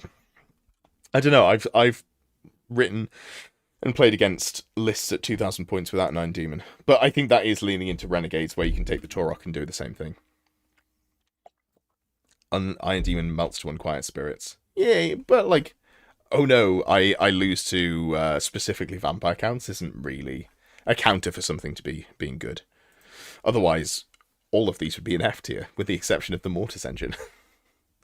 Cool. And that takes us to the end of the Legacy factions. And we've moved on now to just the actual core factions and the ones that come in the Arcane Journal. Now, Tomb Guard Chariots. These sound spicy.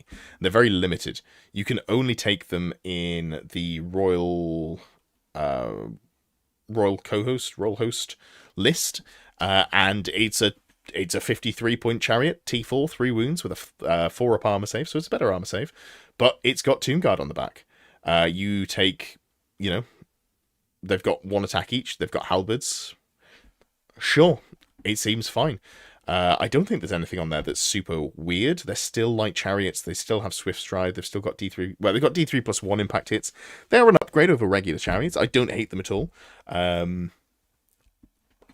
I've seen people doing things with Icon of Rakaf, where you get to make a reform at any point in your movement, which is fundamentally broken, and that rule should not exist. And I'm surprised that we don't see more people abusing it, but yeah.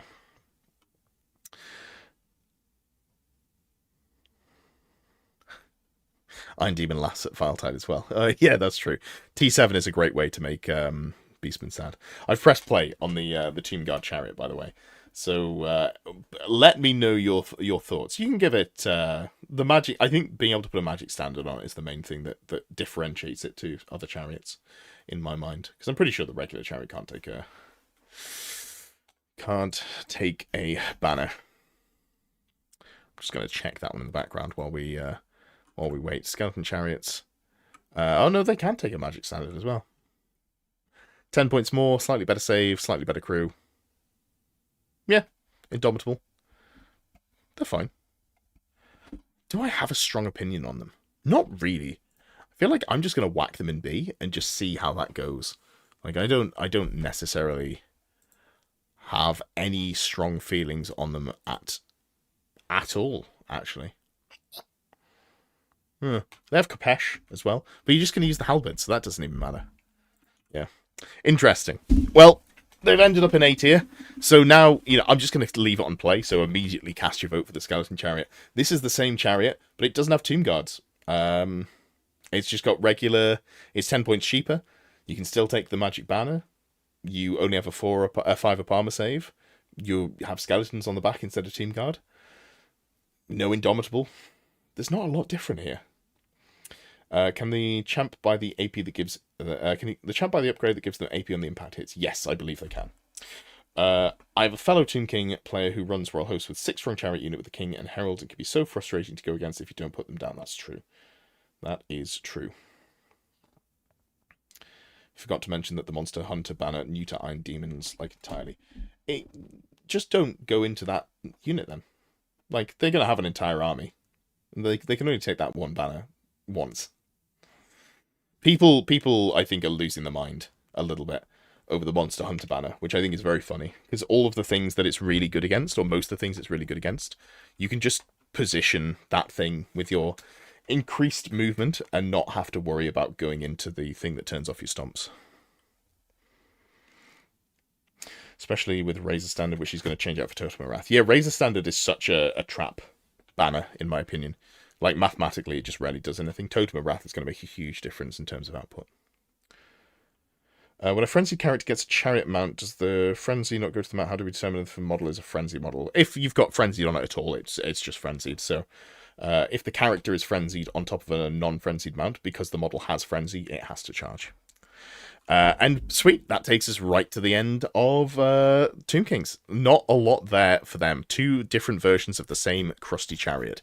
And speaking of 2 different versions of the same Crusty Chariot, we've got the Tuskor Chariot, which I lauded previously. I did say that I was pretty on board with it. So, Tuskor Chariot, core for most of the places you can take it. In fact, all, I think. Strength 5 T4 4 wounds with a 4 up armor save and D6 plus 1 impact hits. It's got first charge. It's got all of the good rules. It's got Warband, so you get to reroll your charge round. It's got Mark of Chaos Undivided, so you get to reroll your Fear to Panic and Terror. It's got Primal Fury, so you get to reroll your hit rolls. And it's got Razor Tusk, so the Tuskers have AP. It's just got a lot of stuff on there, and it's only 85 points. So it's a relatively cheap beta. I'm just going to press play and let it roll out. Monster Hunter banner has its purpose for Death Stars, I think. Yeah, I absolutely agree. I like it, and I think I'm going to take it. But when I see people say that invalidates a unit, I don't think that's true, because just use your movement and get points elsewhere. The Arachnarok has other targets. Yeah, of course. The Arachnarok's gonna stomp things.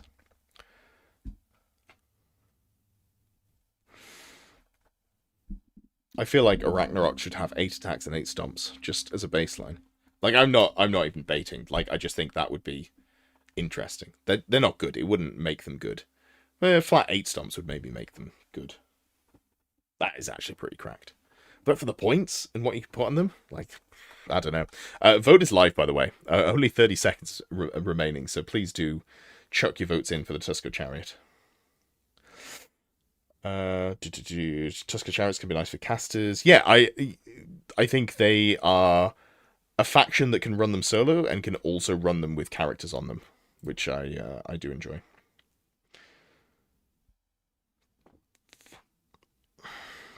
It does make Wildwood Rangers better at what they want to do. True, although maybe you'll never be able to convince anyone to run their monster into the Wildwood Rangers if you turn off the stomps.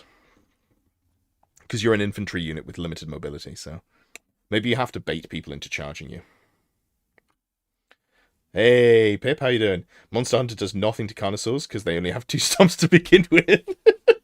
Dinos stay winning. True. Are you at the event, the TSN Arena event next weekend?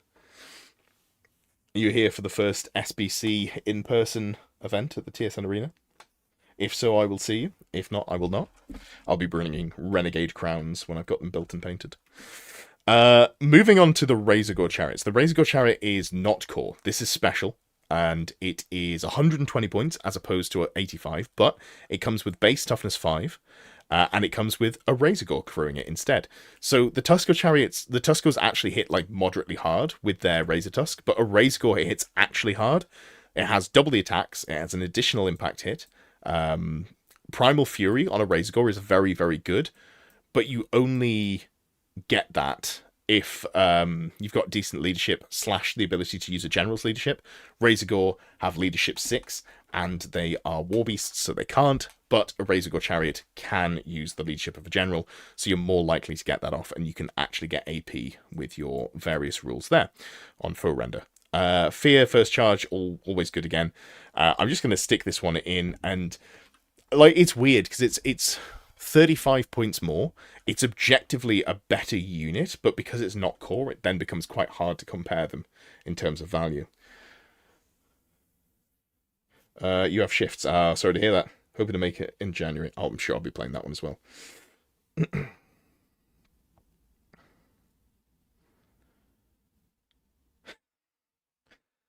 Just charge the monster with your Wildwood Rangers 5-head. Yeah, well, that would do it. If someone allows you to do that, you deserve to win. I think so. Flat 8 is a lot of stomps. Yeah, I think it probably is too many. It's hard to argue. Hard to argue for that. Yeah, this is Votes of Life for Razorgore. They seem fine. Also, what picture is that I've got there? It looks like I don't know if you can see it. Oh, actually, if you've clicked the link, which as a reminder is in chat right now, it's not only pinned, it's also in there. Boom. It looks pretty like flat and smoothed almost. I did make these images basically a year ago, so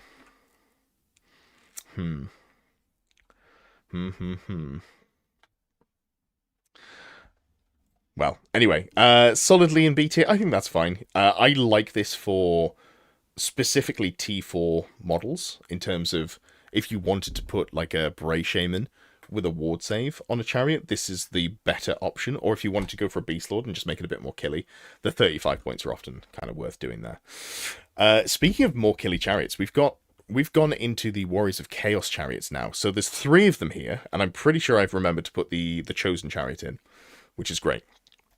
So we're going to start off weirdly with the Gorby's chariot. So we're starting off with the Razor Gore equivalent. And a Gorby's just doesn't compare to a Razor Gore at all. So this is 135 points, 10 points more than a Razor Gore chariot. It is... The charioteers have halberds, which is fine. It can take a mark, which is fine. It's got first charge still. It's got killing blow on the Gorbeast, but the Gorbeast only has hand weapon attacks, and it's only got 3 of them. I don't think I've ever seen one of these on the table, which is a shame. So I'm going to press play, and yeah. Yeah. It's an interesting one. You played Jake Bucknell's Beast with Razor Gore Chariots and was dead impressed. Yeah, I can see them doing a lot of work. Like, Razor Gore at their core are already good, so just going for Razor Gore Chariots seems pretty reasonable. How do people think, while we're voting, what do people think of the model for the Gorby's chariot? Because I think it looks goofy as fuck. I do not see the appeal.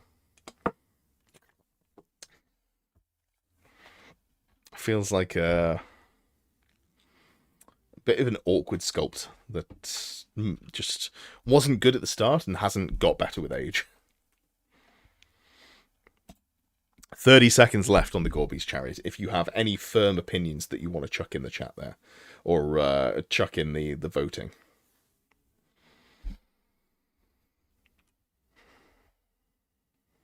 Yeah, there if you buy twice mark. Yeah, you have to buy marks twice if you want to put a character on it. Which is, like, I like the marks on characters, but I don't think they're necessary. So it just means that I typically run them unmarked, which I think is fine. Arguably, would you say that they count twice in Heralds of Darkness for character mounts, and then you have to replicate them twice elsewhere?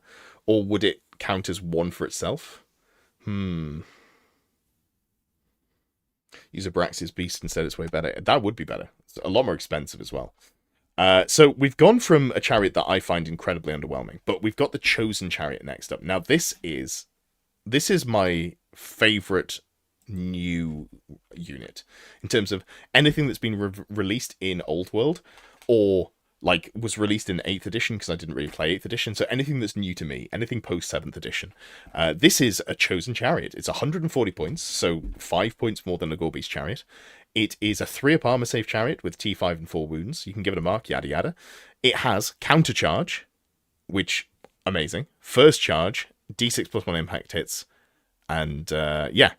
Like, just, it's got counter charge. That's what it does. You go in, maybe give up Marcus Lanesh or something like that. Realistically, you're putting characters on the back of this, and you go in and you make your impact hits and your flail attacks, and you just go, hey, I get to fight before you. You can specifically give Lords, Exalted Champions, and Aspiring Champions the Chosen Chariot. I wish you could give them to Sorcerers, because if you could Demonology this thing, I would be so jazzed, and I would find a way to make that work. But yeah, these things are my absolute favourite, and the reason you don't see them isn't because they're not good, it's because they're in Heralds of Darkness, which is just generally pretty disappointing. But yeah, I've started the voting, and they're not S tier, but I'm going to put them in S tier, you know, because I love them. I love them dearly. Although now you can make them T6, maybe they are S tier. Maybe that should be my next project after Renegade Crowns. Maybe I should try and make Heralds of Darkness with Chariots work.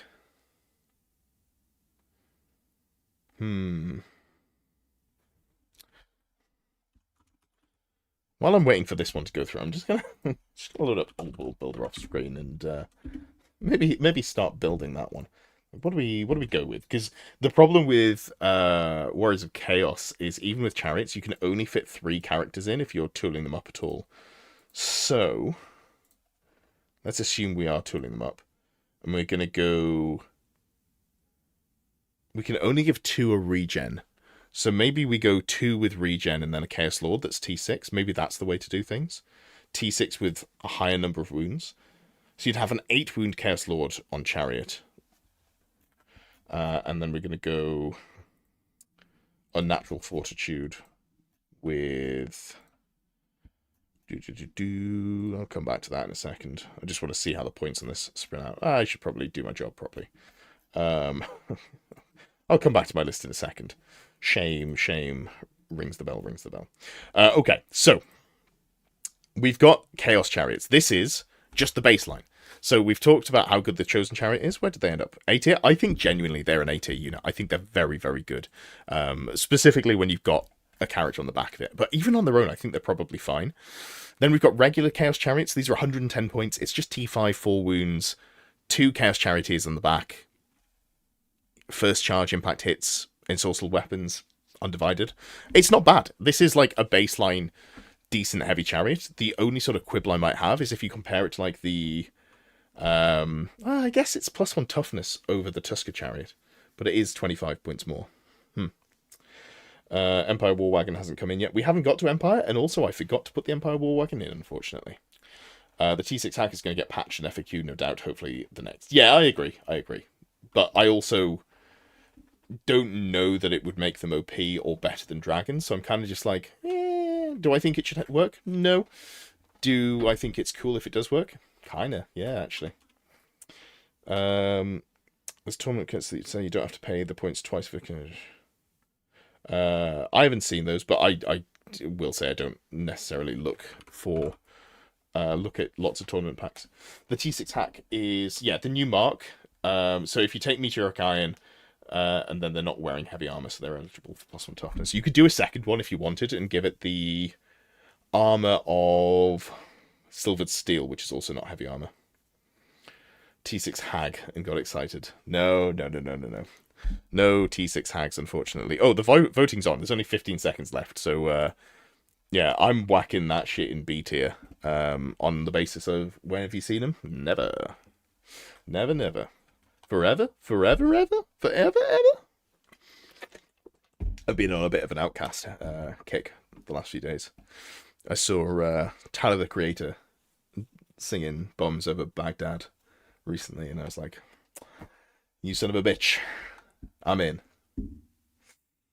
Is it really a hack because paying more for more magic items feels fine? Yeah, like, if you could, you can do it on a dragon, and that would theoretically be a problem if you weren't already capped on points. So like a T7 dragon would be the big issue. I don't think you can get the Exalted Champion on a dragon to the rights point level. In fact, let me just double check, and I will confirm that you can't get an Exalted Champion with a regen and... yeah, so let's go... Chaos Dragon, go straight to the items, and we need to go for the cheapest regen, Crown of Everlasting Conquest, one Favour of the Gods, Meteoric Iron, and then Unnatural Fortitude. Ooh. Okay, you can get a T6 Exalted Champion Dragon with regen and... Okay, yeah, that probably needs to be fixed. God damn it. It's a 5-up, 5-up, 5-up T6 Dragon. Yeah, that should be patched. Man. That's why we can't have nice things. That's really disappointing. I thought it was literally just Chariots that could make it work. Gonna need more rapping on streams going forwards. That's exactly what the internet needs from 32-year-old white boys. More rapping. Couldn't you just record a Christmas album or something? That seems to be in vogue for streamers. All right. We've done the Chaos one, on to Orcs and also the Goblins. Snotling Pump Wagon. I'm going to tell you what this is, and you're going to say, that sounds fun. And I'm going to say, no, it's not fun. It's not cool. It's not big. It's not clever. It's just bad. So, the good thing about a Snotling Pump Wagon is its points. It's 35 points for T4, 3 wounds, 6 up armor save. So it's comparable to a Skeleton Chariot, but worse. And it's got 2d6 random move, which is not far enough to get anywhere. It's got 6 crew on top, which do have throwing weapons. It's immune to psychology. It is a loner, in case you wanted to try and do some shenanigans with it. And it has Armor Bane 3 on the impact hits, all D3 plus 1 of them. Yeah, this thing is... I hate him. It's not good. You've played against Pump Wagons before, they're stupid. Yeah. Are they one of the funny things to see on the table against you? Absolutely. Are they good? Absolutely not. I think they go in the green section, green for F, and I've hit the play button. So, oh yes, you're all influenced. You're all putting Fs. I appreciate that. It all started with that snot, that damned snot. The problem is random move 2d6 way too slow. Yeah, 100%. If these were random move 3d6, I would try them. 35 points for that much durability is like about okay, I think. And then the output is about okay, I think, for how cheap they are. I mean, you would just go for the better random movers, but I still think you could, like, theoretically see something there. 46 random movement and 2d6 strength 2 impact. So that'd be fun. Like, I bump it up to 50 points and we go from there. But yeah, that's an interesting proposition. Just make them really, really wacky. Or make them like 66 minus 6 or something really stupid.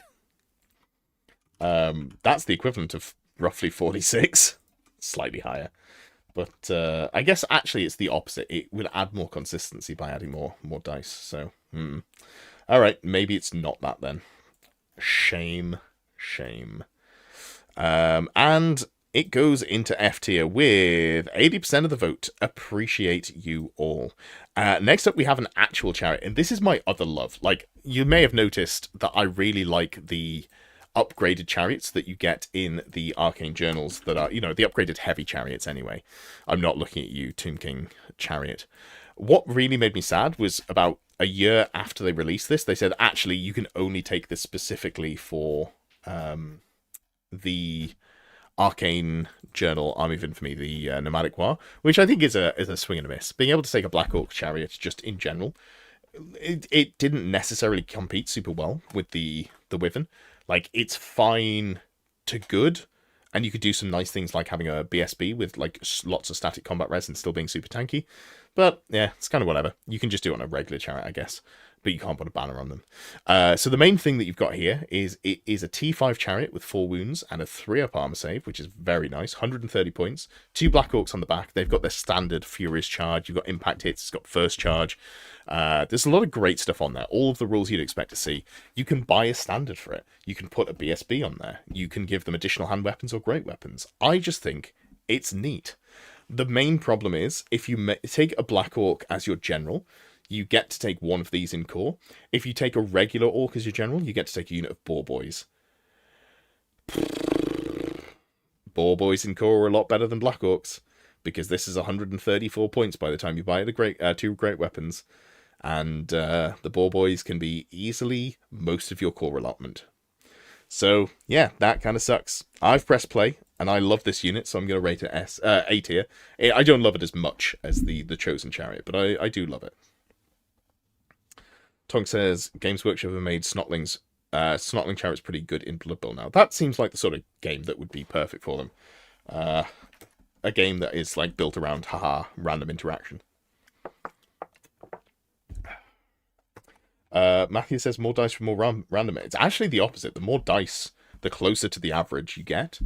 By the time you're rolling like 1,000 of them, you're pretty likely to hit the statistical mean or very close to it. Not the exact mean, obviously. But if you average out 1,000 dice rolls, you're going to be probably somewhere in the like 3.3 to 3.7 range pretty consistently. The more dice, the better. It's a lot. That I do agree with. More dice, more gooder. That is what I always say. Relatively often, actually. Again, we have had some new people joining the stream. Here is a link to the tier list voter. Come and have your say on the last handful of units, because these are the ones that are probably the best ones, honestly. Snotling Chariot starting on a hill can have 46. That would be pretty cool. Like, momentum rules would be an interesting mechanic. And then suddenly everyone wants hills and just not, ranged armies. Like, hills in the middle of the board would be terrifying to deal with. More chariots need Swift Stride or Counter Charge to be viable. Yeah, I just wish they'd remove Swift Stride, and then suddenly we'd have a more balanced game in terms of the disparity between infantry, cavalry, and chariots and flying monsters and stuff. I don't know what about chariots, but it gets the juices flowing. Yeah, 100%. They are probably the coolest things that you can do in Old World. Orc Boars. Orc Boar Chariots. This is like a Black Orc Chariot, but not as good. But not as expensive. And yeah, It is T5 4 wounds with a 4-up save. Pretty okay.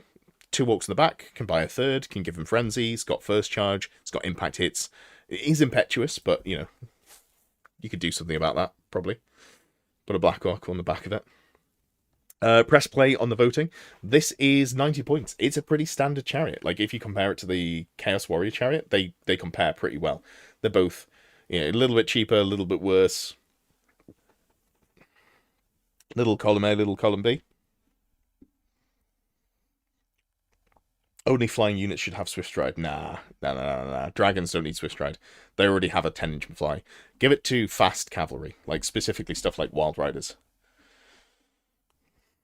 The fact that Deadard exists makes me like them. That's the full plate that gives you +1 toughness, and I respect that. I respect that. Just Trollhide trousers as well. Like, if you take an orc character on the back with even just like a regular orc with Trollhide trousers and a shield, gets you to a 3-up save with a 5-up regen, and, you know, make it a charm shield as well. That's a pretty budget character that's very, very tanky. I have clicked go on the votes, so if you are in chat and haven't voted, now is the time to do so for the Orc Boars. I'm going to put my vote in there to weigh it in.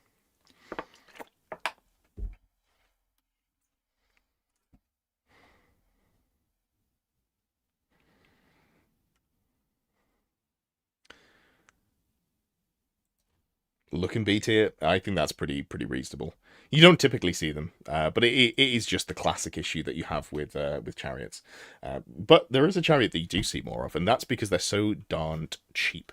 It is the Goblin Wolf Chariot, which is light chariot, units of 1 to 5, 5-up armor save, T4, 3-up armor save, 53 points. Pretty cheap. It's got Swift Stride, it's got Warband, it's got Open Order, it's got D3 +1 impact hits, it's got 3 crew and 2 wolves. The 2 wolves are better than the 3 crew.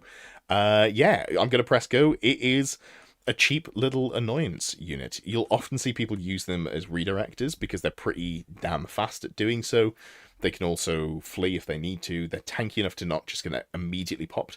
3 wounds at T4 with a 5-up save means that they don't necessarily just die to peasant bowmen. But yeah, I think these things are surprisingly solid. I think they've got a lot of play.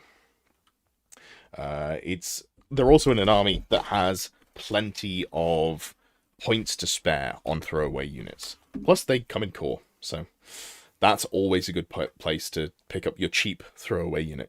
Like, if you compare these to Razorgore, do I think Razorgore are better? Yes. Are they roughly the same points? Sure. Do they do a very similar unit? Similar job? Sure.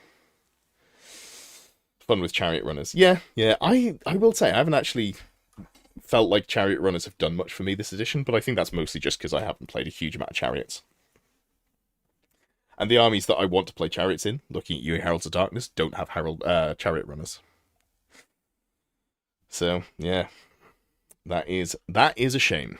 4-2. It is closely contested, I guess, currently, for the Goblin Wolf Chariots. But I think this is the last of the Ravening Horde Chariots, and that takes us on to the Forces of Fantasy in just a second. Your favourite Goblin sculpt is the old Goblin Chariot, the Toothy Goblin, and the Standard Pole. Yeah, very cool. I did build, was it? I think it was 10 or 12 metal wolf chariots for someone, which was, whew, not fun. Not fun in the slightest. Where they end up, pretty high up in A tier. I think they're a solid little chaff unit, and I do like them. Speaking of like him, though, we're on to elves. God, I love elves. I hope whatever happens in January makes elves more appealing. You know what I'd love to see? And this is not in any way a hint. I actually have I have very little clue about what's coming in 1.5. As in, I don't know any of the general changes that are coming. I would love to see a change that all core can score objectives, but all infantry, no matter where they're taken from, can score objectives. Suddenly, we're going to start seeing Infernal Ironsworn. We're going to see Phoenix Guard. We're going to see Sword Masters. Will we see less of them after a month and a half, after the hype wears off? A little bit, yeah. But like, it'd be great to get them on the table and for there to be genuinely a reason to play non-core infantry. Anyway, Lothan Skycutter. This is a chariot that's got Swift Stride, a heavy chariot with fly and Swift Stride. It's nuts. The just like logistics of it don't work. It's a chariot that flies is pulled by a bird. What if you hit something and then lose momentum and stop? Do the people on the back just fall off and die? Maybe. 90 points. T5 with T4 with 4 wounds and a 4-up armor save. So by elf standards, not too squishy. It's got fly 10, impact hits D3 plus 1, swift stride. And yeah, you can buy an Eagle Eye Bolt Thrower for the top, which is a single shot that does multiple wounds D3. It's okay, but again, it's got cumbersome, so it's fine. You move, you're going to be hitting on 4s. It's solidly okay. Pulled by a rock. But it's only 90 points for the baseline, so I'm going to press play, and I'm going to put my vote in early. I think these are really solid rare slots, in that you can play them in, like, the evasive core game. So if you're spending as little points as possible outside of your dragons, or you're trying to keep your army alive, these things can fly around, they can bait charges, they can support, because they're a heavy chariot. They have a long charge range, and they can disrupt infantry units, which is pretty cool. The impact hits are okay. The attacks in the back are okay. You know, there's 5 attacks at strength 4, which is not bad on the charge. Not a bad little mount for characters as well. You can do spectral doppelganger stuff with it. S tier. That is spicy. That is spicy. The chariot magically hovers and has magical stabilization. Oh, they're elves. It's just enchanted. All right. That actually makes more sense. They're just great value for points. Yeah, I think so. Thoughts on the Bolt Thrower? They're fine. Like, I have played with them. I've played without them. It depends what the rest of the list is. Like, if all of my core is just trying to not die, and I'm taking... Sorry, not core. All of my, like, non-core, non-dragons are trying to not die. So I've got, like, 2 units of Sisters and then some Loth and Skycutters. I don't hate them. You know? Take those, shoot from a long range, and then don't get caught. Scribble wants to live in a snotling point wagon meta. Well, I'm sorry. I can't think of any way we get there, unfortunately. You found out that they aren't large targets, which was a surprise. Yeah, flying things should just generically be large target because they're up in the air, so they should be able to see over and be seen over. Next up, we have got the Lion Chariot of Trace, 125 points, so significantly more. Again, T4 with 4 wounds, 4-up armor save, and this is pulled by 2 war lions and ridden by 2 lion charioteers.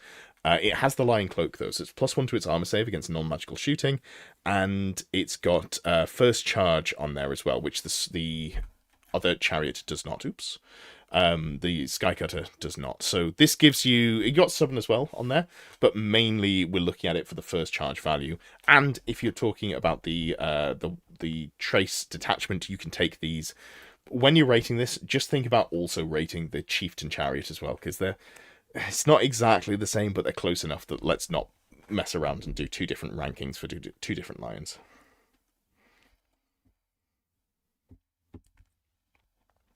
Vesper, you've had a single Skycutter kill a Warpfire Dragon over a couple of turns between being shot, impact hits, and melee.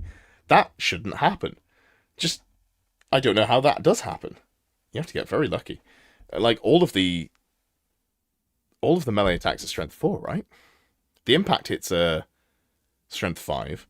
Then the actual attacks are strength 4, including the Cav Spear and the Swift the rock. Yeah, that spicy. I mean, congratulations. The dice must have been in your favour there. You exhausted all your luck. Very well, very well. Yeah. This is very much the sort of middle of the road chariot that, like, not having T5 on your heavy chariot when it's like your sort of mainstay chariot feels a little bit bad. Now, I know, obviously, elves have lower toughness, but it's just a little bit... Also, only D6 impact hits for a heavy chariot is... Elves are not doing a great job of being glass cannon this edition. They are doing the glass bit well, but they're not doing the cannon bit super well, which is a real shame. But yeah, B tier, that feels pretty solid, I think. Pretty solidly B tier there for me. Finally, for elves, we've got the Tiranoc Chariot, and this is the light chariot. 75 points. It's fast. It's movement 9. It's got swift stride on there, and it's got D6 impact hits. So it gets a lot of impact hits, just low. It's strength 5, yes, but no AP. It's got quick shot, which is nice for the longbows on the back of it. That's not too shabby. Squads of 1 to 4, which is an odd number. And yeah, it's 2 crew, 2 steeds. 75 point. I don't have a lot to say about it. I know some people like them, and you could put a BSB in there with the Banner of Resilience, and you could do some sort of like mini Death Star of Turn Chariots. I've pressed play. You can vote on them. These feel inoffensive, I would say. I've seen people very excited about them, but I've never seen that actually convert on the tabletop to anything that's worth being excited about. Would it says 125 points and not T5 is so painful? Yeah, 100%. But would you rather have this or a cold one chariot because of the stupidity? What do you reckon, Wuda? I could go either way. I could go either way.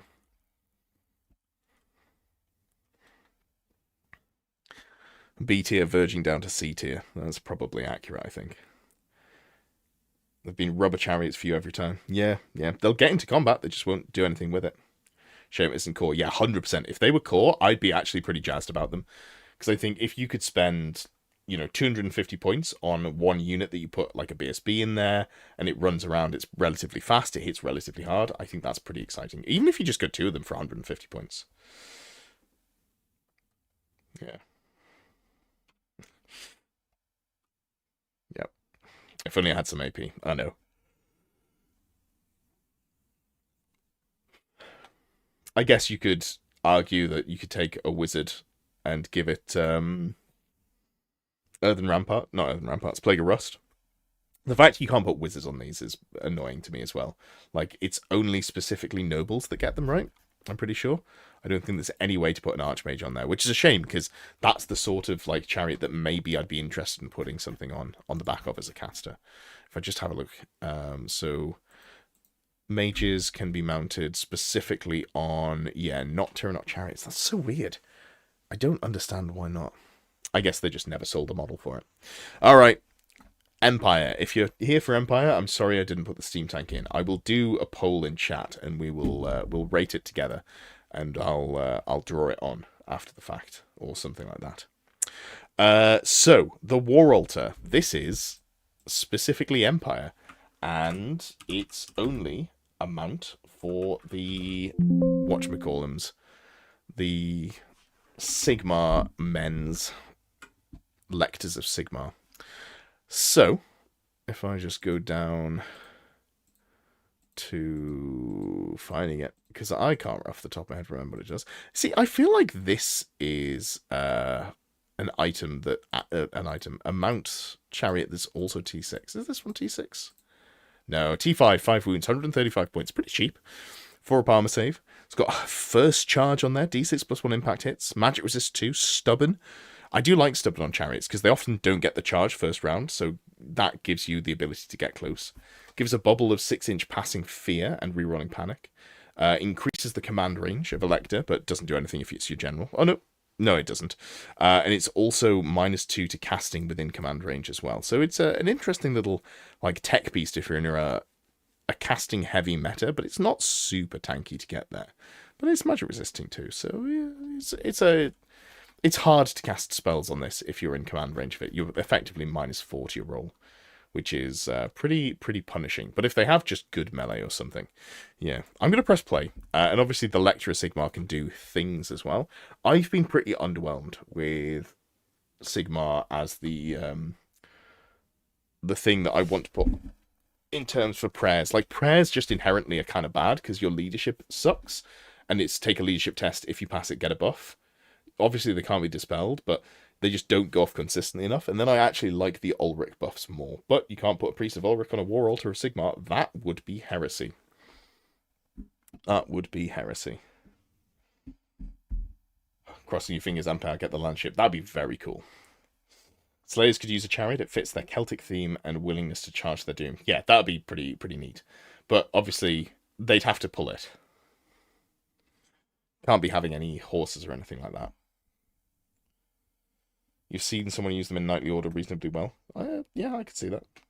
Lector prayers have let you down every game you've tried them. Yep, that's pretty much been my experience as well. Brian says, I wonder if the infamous rule leaker will strike again for the January changes. There's lots of people who post things on the internet, and some people know what they're talking about, and some people like to act like they know what they're talking about. So I would say anything you read, just take with a decent pinch of salt. Decent pinch of salt. 6 seconds remaining. Bighorn Sheep could pull it. We're not going to talk about the fucking abomination that is the Hobbit film. The Hobbit film doesn't exist, and neither does the second or third one. Anyway, anyway. Steam tanks. Steam tanks. Now, obviously, as we previously mentioned, steam tanks are just bad. They're only 10 wounds. They're only toughness 7, so they're super squishy. They've got a 3-up save. Barely worth thinking about. 265 points, so you can't take 2 of them because they're a rare slot instead of the special slot that the Iron Demon is. They are only strength 6 for their stomp attacks. They've got impact hits and stomp attacks, but they're worse. They've got, obviously, AP on their grinding attacks there. You can do a steam move, which is not a march, so you're able to move and still shoot the cannon. But yeah, terrible. Probably don't need to talk about them. I'll just open up the voting here and take a quick drink while you all vote it down to F tier.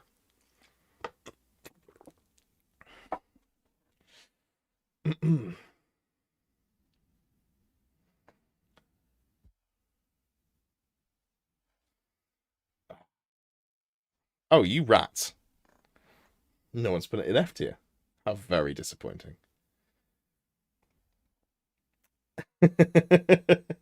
Tonk, no, we've been through this.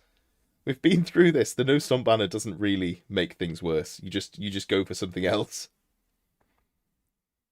It is. I don't think it's an S tier. Like, if I'm playing Empire, it doesn't make it into my list. I could meet you in the middle. I could see it being an A tier.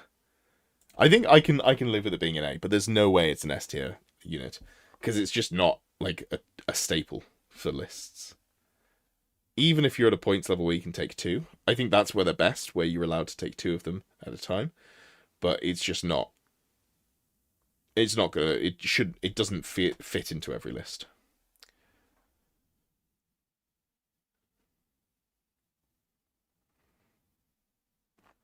Among chariots, it might be an S tier.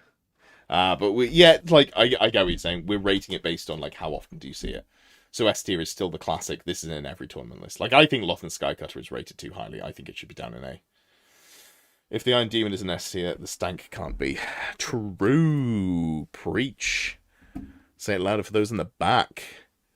I'm gonna do a poll now.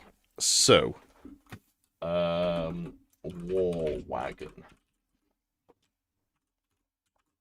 This is the classic. I can only put 4 options in, which is really annoying.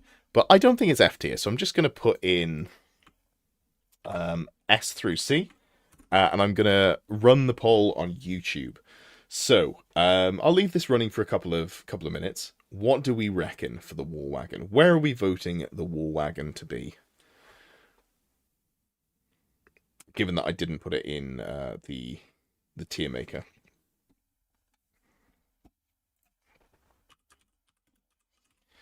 And then if I open up this app, I can draw on the screen.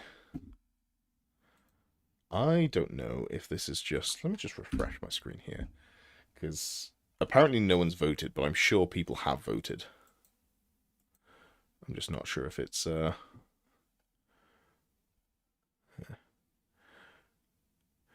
if we should be voting for how often we see things, I think everything is listed too high because most chariots are rarely seen. That's fair. As a character mount with a ward, it's pretty tasty. The steam tank. You can't take a steam tank as a mount, can you? Like, it's possible that my brain's just turned off, turned back on again, but I'm pretty sure that it's not something you can take as a mount because it's already got a character in there, right?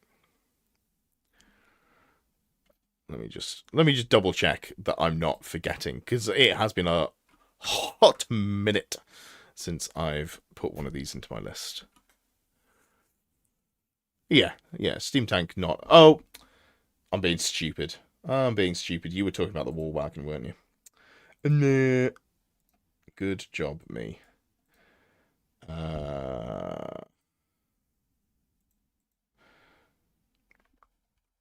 Okay, why can't I see the chat poll? That's incredibly annoying.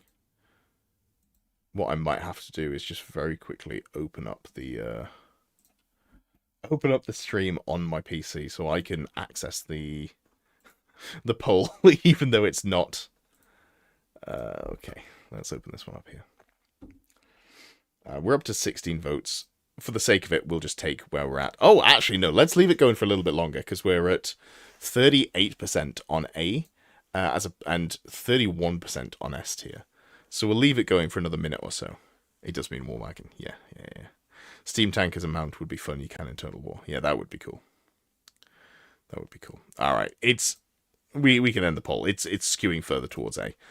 But yeah, all right, A tier for the Steam tank. So if I just very quickly on my side change how I'm sharing my screen, boom, and then we go.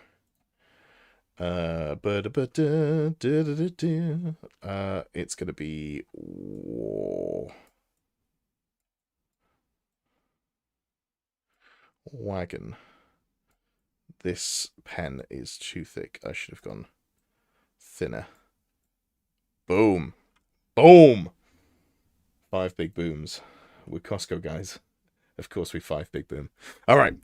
Next up, we've got the miners cart. So we've got the 2 dwarf carts here, and that is the main thing that we're going to be running out with, apart from the Sky Lantern, which who can imagine where that's possibly going to go. These are both the same stat line. So the T5 with 3 wounds.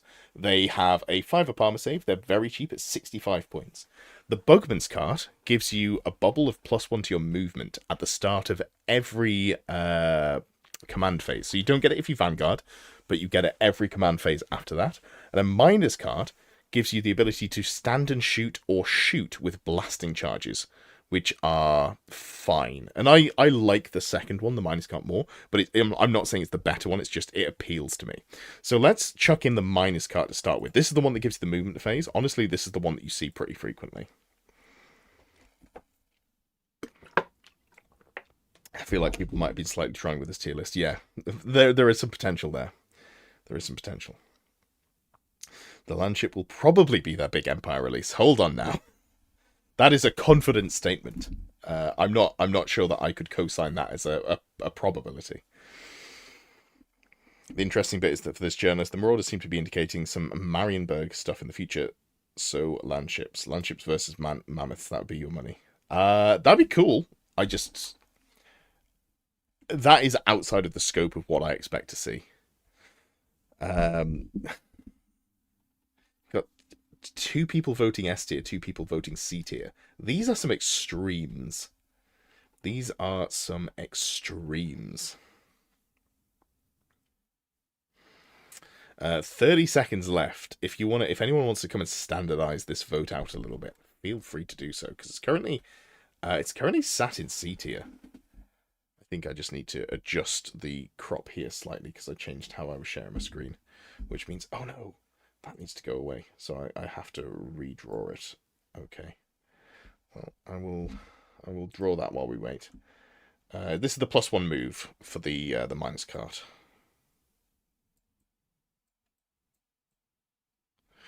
S tier is wild. I'm not going to stop the timer for the Bugman's cart, but the Bugman's cart is the one that gives you the stand and shoot. I will say I've never seen a single person take this other than me. I love it. I love the idea of going for a full melee unit and then getting stand and shoot ability. Just the reality of it is, anyone who's a good melee unit doesn't have good ballistic skill, and anyone who has good ballistic skill already has a ranged weapon, like Rangers. So there's not any units that make me go, ooh, this would be amazing on them. Bugman the Beer is the +1 movement. Correct.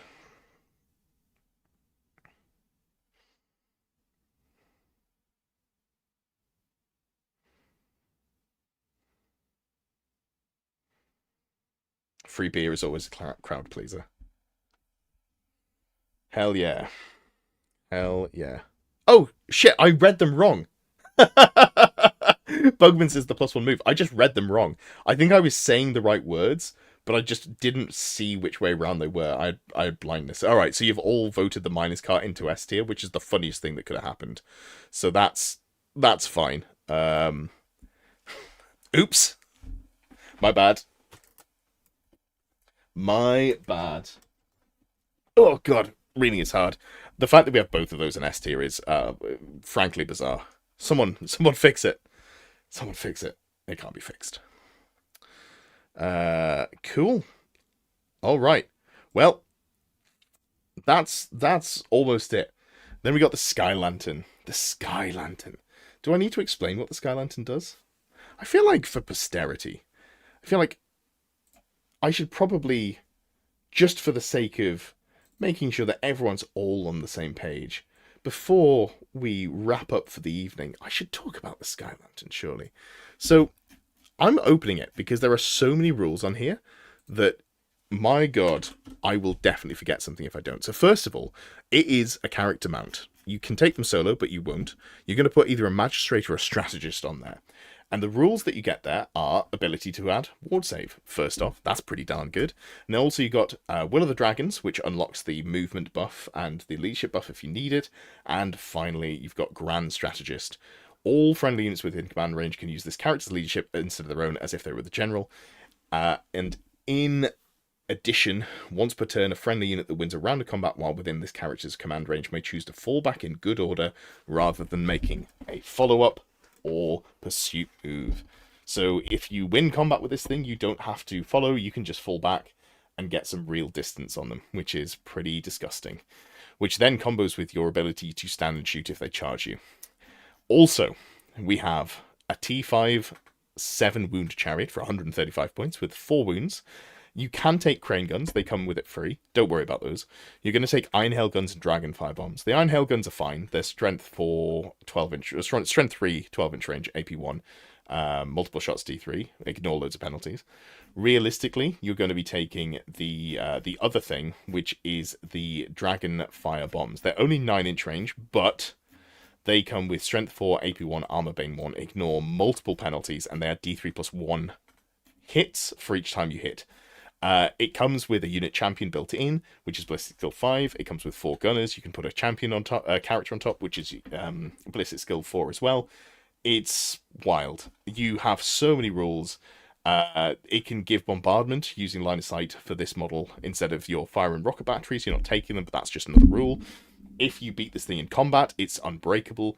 And then on top of that, it can disengage by passing a leadership test, not a break test, so no penalties on there. If you pass the leadership test, it falls back in good order, and enemy units follow up 2 inches forwards, which means, again, you're going to be able to stand and shoot it, so that's really frustrating. If it wins combat, it can just choose to fall back in good order rather than making a follow-up move, so you don't even need to use the rule from the strategist there. It has Fly 8, it has D3 plus 1 impact hits, it's a heavy chariot, it's got feigned flight, it's got fire and flee, so even if it flees, fire and flees, it always rallies. It's got reserve move, it's a scout. It has Heavenly Beacon, so it rerolls panic and rally tests for friendly units within 12 inches. It gives +1 and -1 to determine whether friendly units with ambushes come in this turn. Also, that stacks, so if you have 2 of them, you're +or -2, which means anything other than a 1 or a 6, you just do what you want. Magistrates and strategists have command ranges of 12 inches. It can drop bombs when it moves within 6 inches of you. It doesn't have to fly over it, it just has to move within 6 inches of you. It's so fucking dumb. It has so many rules for 135 points. I am not of the opinion that Games Workshop pushes new units to sell. Space Marines are a very clear example of why this isn't true, because they did an entire range refresh with 8th edition over through 10th edition, and most of the units they release have been just bad, like mediocre to bad. The occasional unit's been really good. I truly believe that it is incompetence, but like this is let's be clear, this is gross incompetence. It is such a ridiculous unit that I do not understand how it made it to print in the current form it is. And I know that the playtesters didn't sign it off in this format. So again, it's a classic Games Workshop not listening to the playtesters. And I've just got more and more annoyed about this unit over the last 6 months. And I'm really pleased that they're going to be nerfing it in January. And I think it's fucking disgraceful that they haven't done so far. Yeah. Yeah. And it's always unit strength 5, so you don't get any points unless you outright kill it. Yep, that's not necessarily a rule on the Sky Lantern, but when they did the match play changes where dragons give up points if they're below a quarter. Yeah, absolutely. Your mate just picked up Cathay just in time for the nerf. Yeah, absolutely. That's great. People will actually be happy to play against them because they're not going to be too OP. I believe. I'm sure they will actively nerf them correctly. Slash rant. Yeah, absolutely. What's the single greatest change the Sky Lantern needs in January to make it right? Fucking bin it. Just remove it from the game. Make it 600 points. I don't care. Not actually that, but yeah. There is a discussion to be had around that, but if it's coming in January, they will have already have written the changes. So, kind of is what it is. What I heard was it was 2 weeks, so the playtesters sent in some options for how to fix in Games Workshop chose all of them. That is a story that I've heard about multiple things over the years. And I would hope that they would know by now. Alas. Anyway, I'm going to press play, and then we can all vote at S tier, and we can call it a day.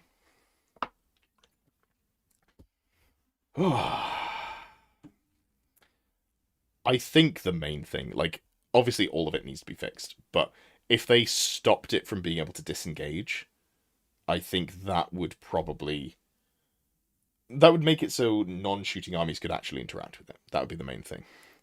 You can't vote at F tier just because you hate it. It's an S tier unit. Get a grip. You're making a fool of yourself. You look very silly right now. S for Sky Lantern. Yep, absolutely. You lot are unbelievable. Have a word with yourselves. Watch you get buffed. Yeah, if this tier list gets it buffed because it's down in F tier, you've only got yourselves to blame. And I hope you're happy with yourselves. I hope you're happy with what you've done. I need to tweak this back to where it was. How hard do you have to hit and how many attacks do you need to reliably kill the Sky Lantern in one shot asking for a friend? It's like 18 Ushabti or something with rerolls and Plague of Rust or something like that. I can't remember off the top of my head. It's been a while since I've thought about them. I just haven't had to play against one in a while because fuck them. Should lose movement as it gets hit as well. Simulates the balloon getting punctured. Yeah, the fact that it's so fast as well is just dumb. Cool. Well, that takes us to the end. Let's have a quick compare. So, like, if we look at the stuff that is in the top, we've got Skeleton Chariots, and then we've got Steam Tank and Iron Demons. Skeleton Chariots are down further. Steam Tank in A tier, S tier, I don't agree. And then Iron Demon in A tier, I think sounds about right. In A tier, we've got the Chosen Chariot, Bugman's Cart, Goblin Wolf Chariot, and Corpse Cart. I think the Chosen Chariot makes sense. Bugman's makes sense. Wolf Chariot probably makes sense. Corpse Cart should probably be lower down.